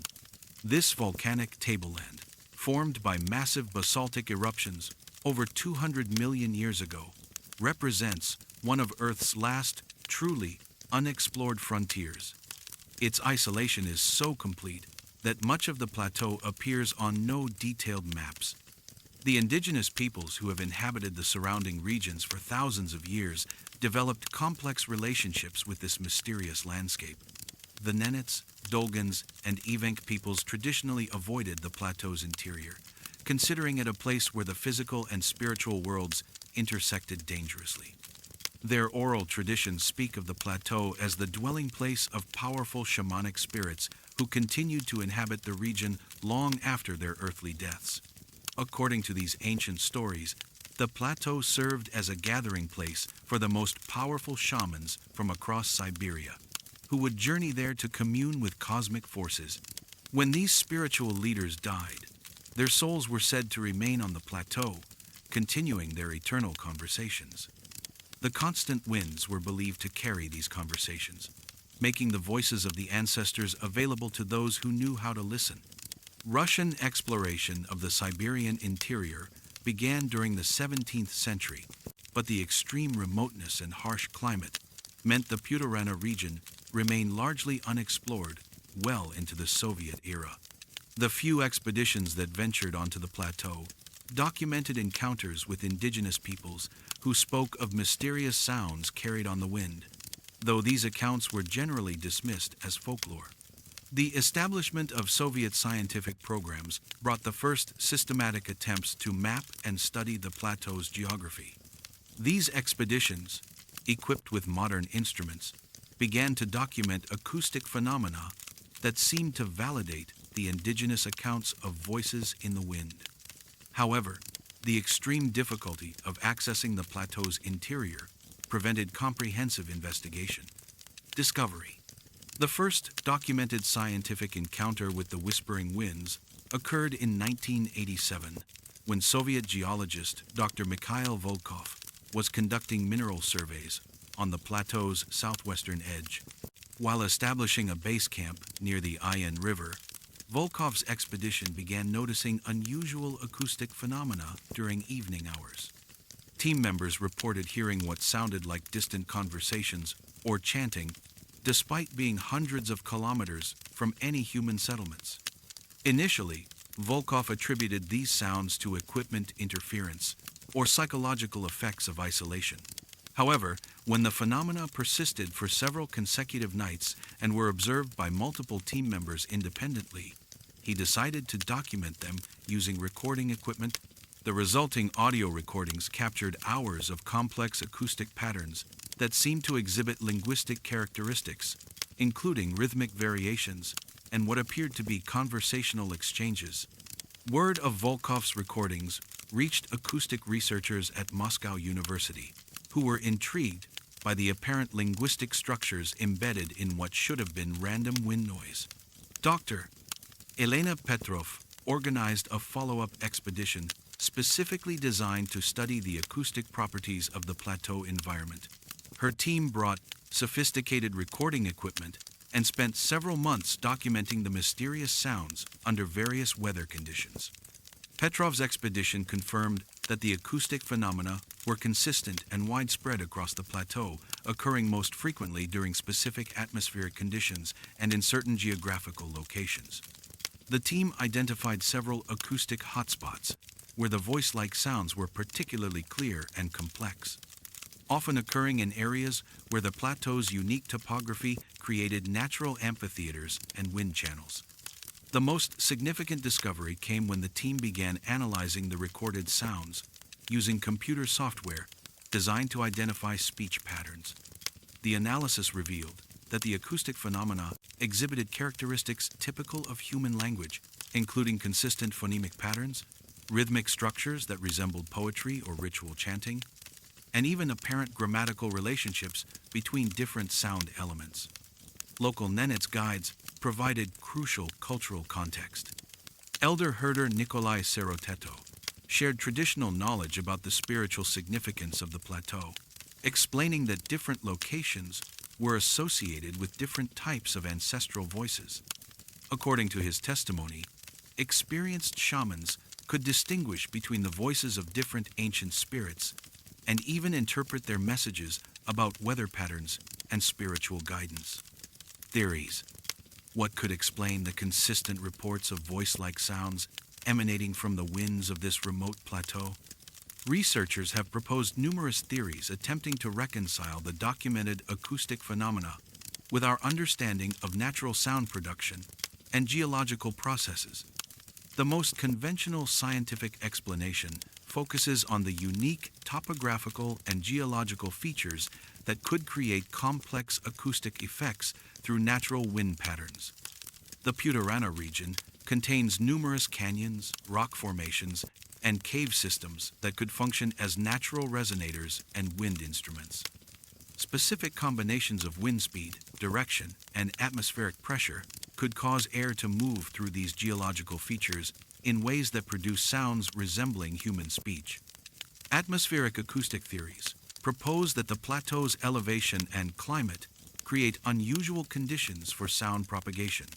The thin air at high altitude, combined with temperature inversions and moisture variations, could theoretically create acoustic mirages that make distant sounds appear to originate from nearby sources. These effects might amplify and distort natural sounds into patterns that seem like unknown languages. Electromagnetic resonance theory suggests that the plateau's volcanic geology contains mineral formations that generate electromagnetic fields under specific conditions. These fields could theoretically interact with atmospheric moisture and charged particles to create acoustic phenomena through processes similar to those that produce aurora displays. Archaeological memory theories propose that the voice-like sounds represent some form of environmental recording of ancient human activities. The plateau's unique geological composition might preserve acoustic imprints of past events, similar to how magnetic materials can record electromagnetic signals. The sounds could theoretically be playbacks of ancient ceremonial activities or shamanic rituals that occurred thousands of years ago.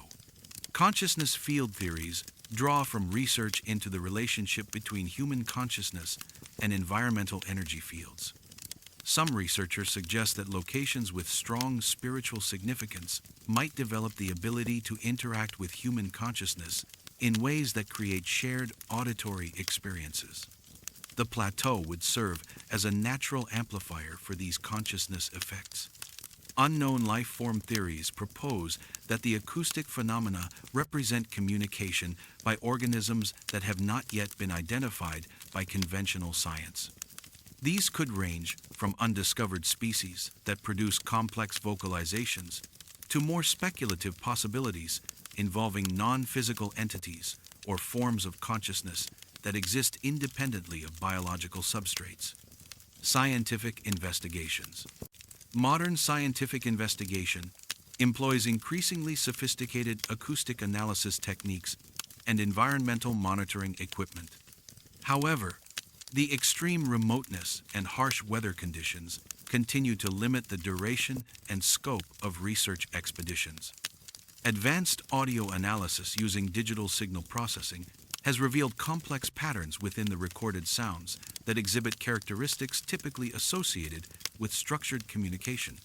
Frequency analysis shows that the phenomena contain multiple distinct vocal ranges, suggesting either multiple sources or a single source capable of producing varied tonal patterns. The sounds exhibit temporal structures that resemble the rhythm and make teltas in the live pacing of human conversation. Linguistic analysis software, designed to identify language patterns, has detected statistical regularities within the recorded sounds that are consistent with natural languages.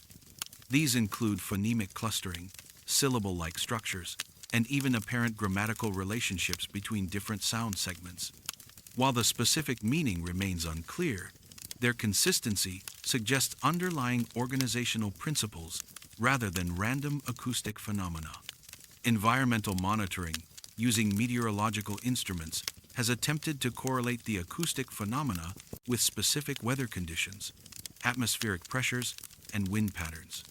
Research teams have identified optimal conditions for recording the voice-like sounds, including specific temperature ranges, humidity levels, and wind directions. However, the sounds sometimes occur under conditions that don't match expected patterns.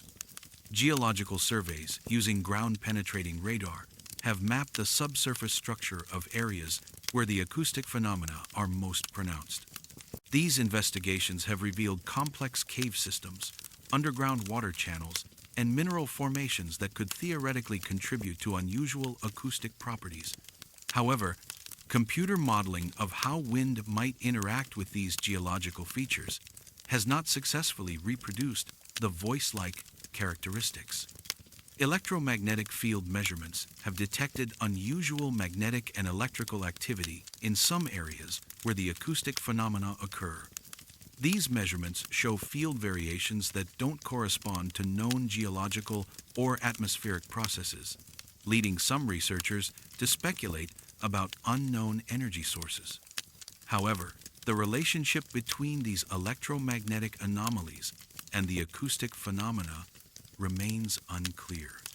Modern challenges.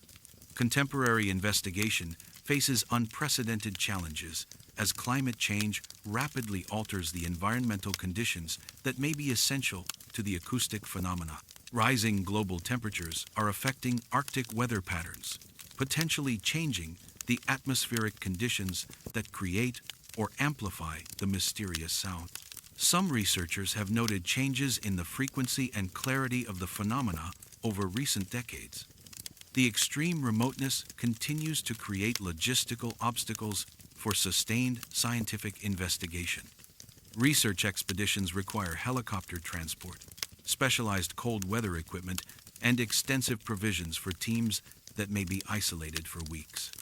The brief summer season, when weather conditions permit access, limits the duration of studies. Environmental protection regulations designed to preserve the plateau's pristine wilderness create restrictions on research activities. The installation of permanent monitoring equipment faces opposition from conservation groups concerned about disrupting the natural ecosystem. Balancing scientific investigation with environmental preservation requires careful planning and often results in compromises that limit research effectiveness. Indigenous rights considerations add complexity, as traditional territories include areas where the acoustic phenomena are most pronounced. Collaborative approaches that incorporate indigenous knowledge while respecting cultural restrictions require ongoing dialogue. Some tribal elders support scientific investigation that might validate traditional knowledge, while others prefer that certain mysteries remain undisturbed.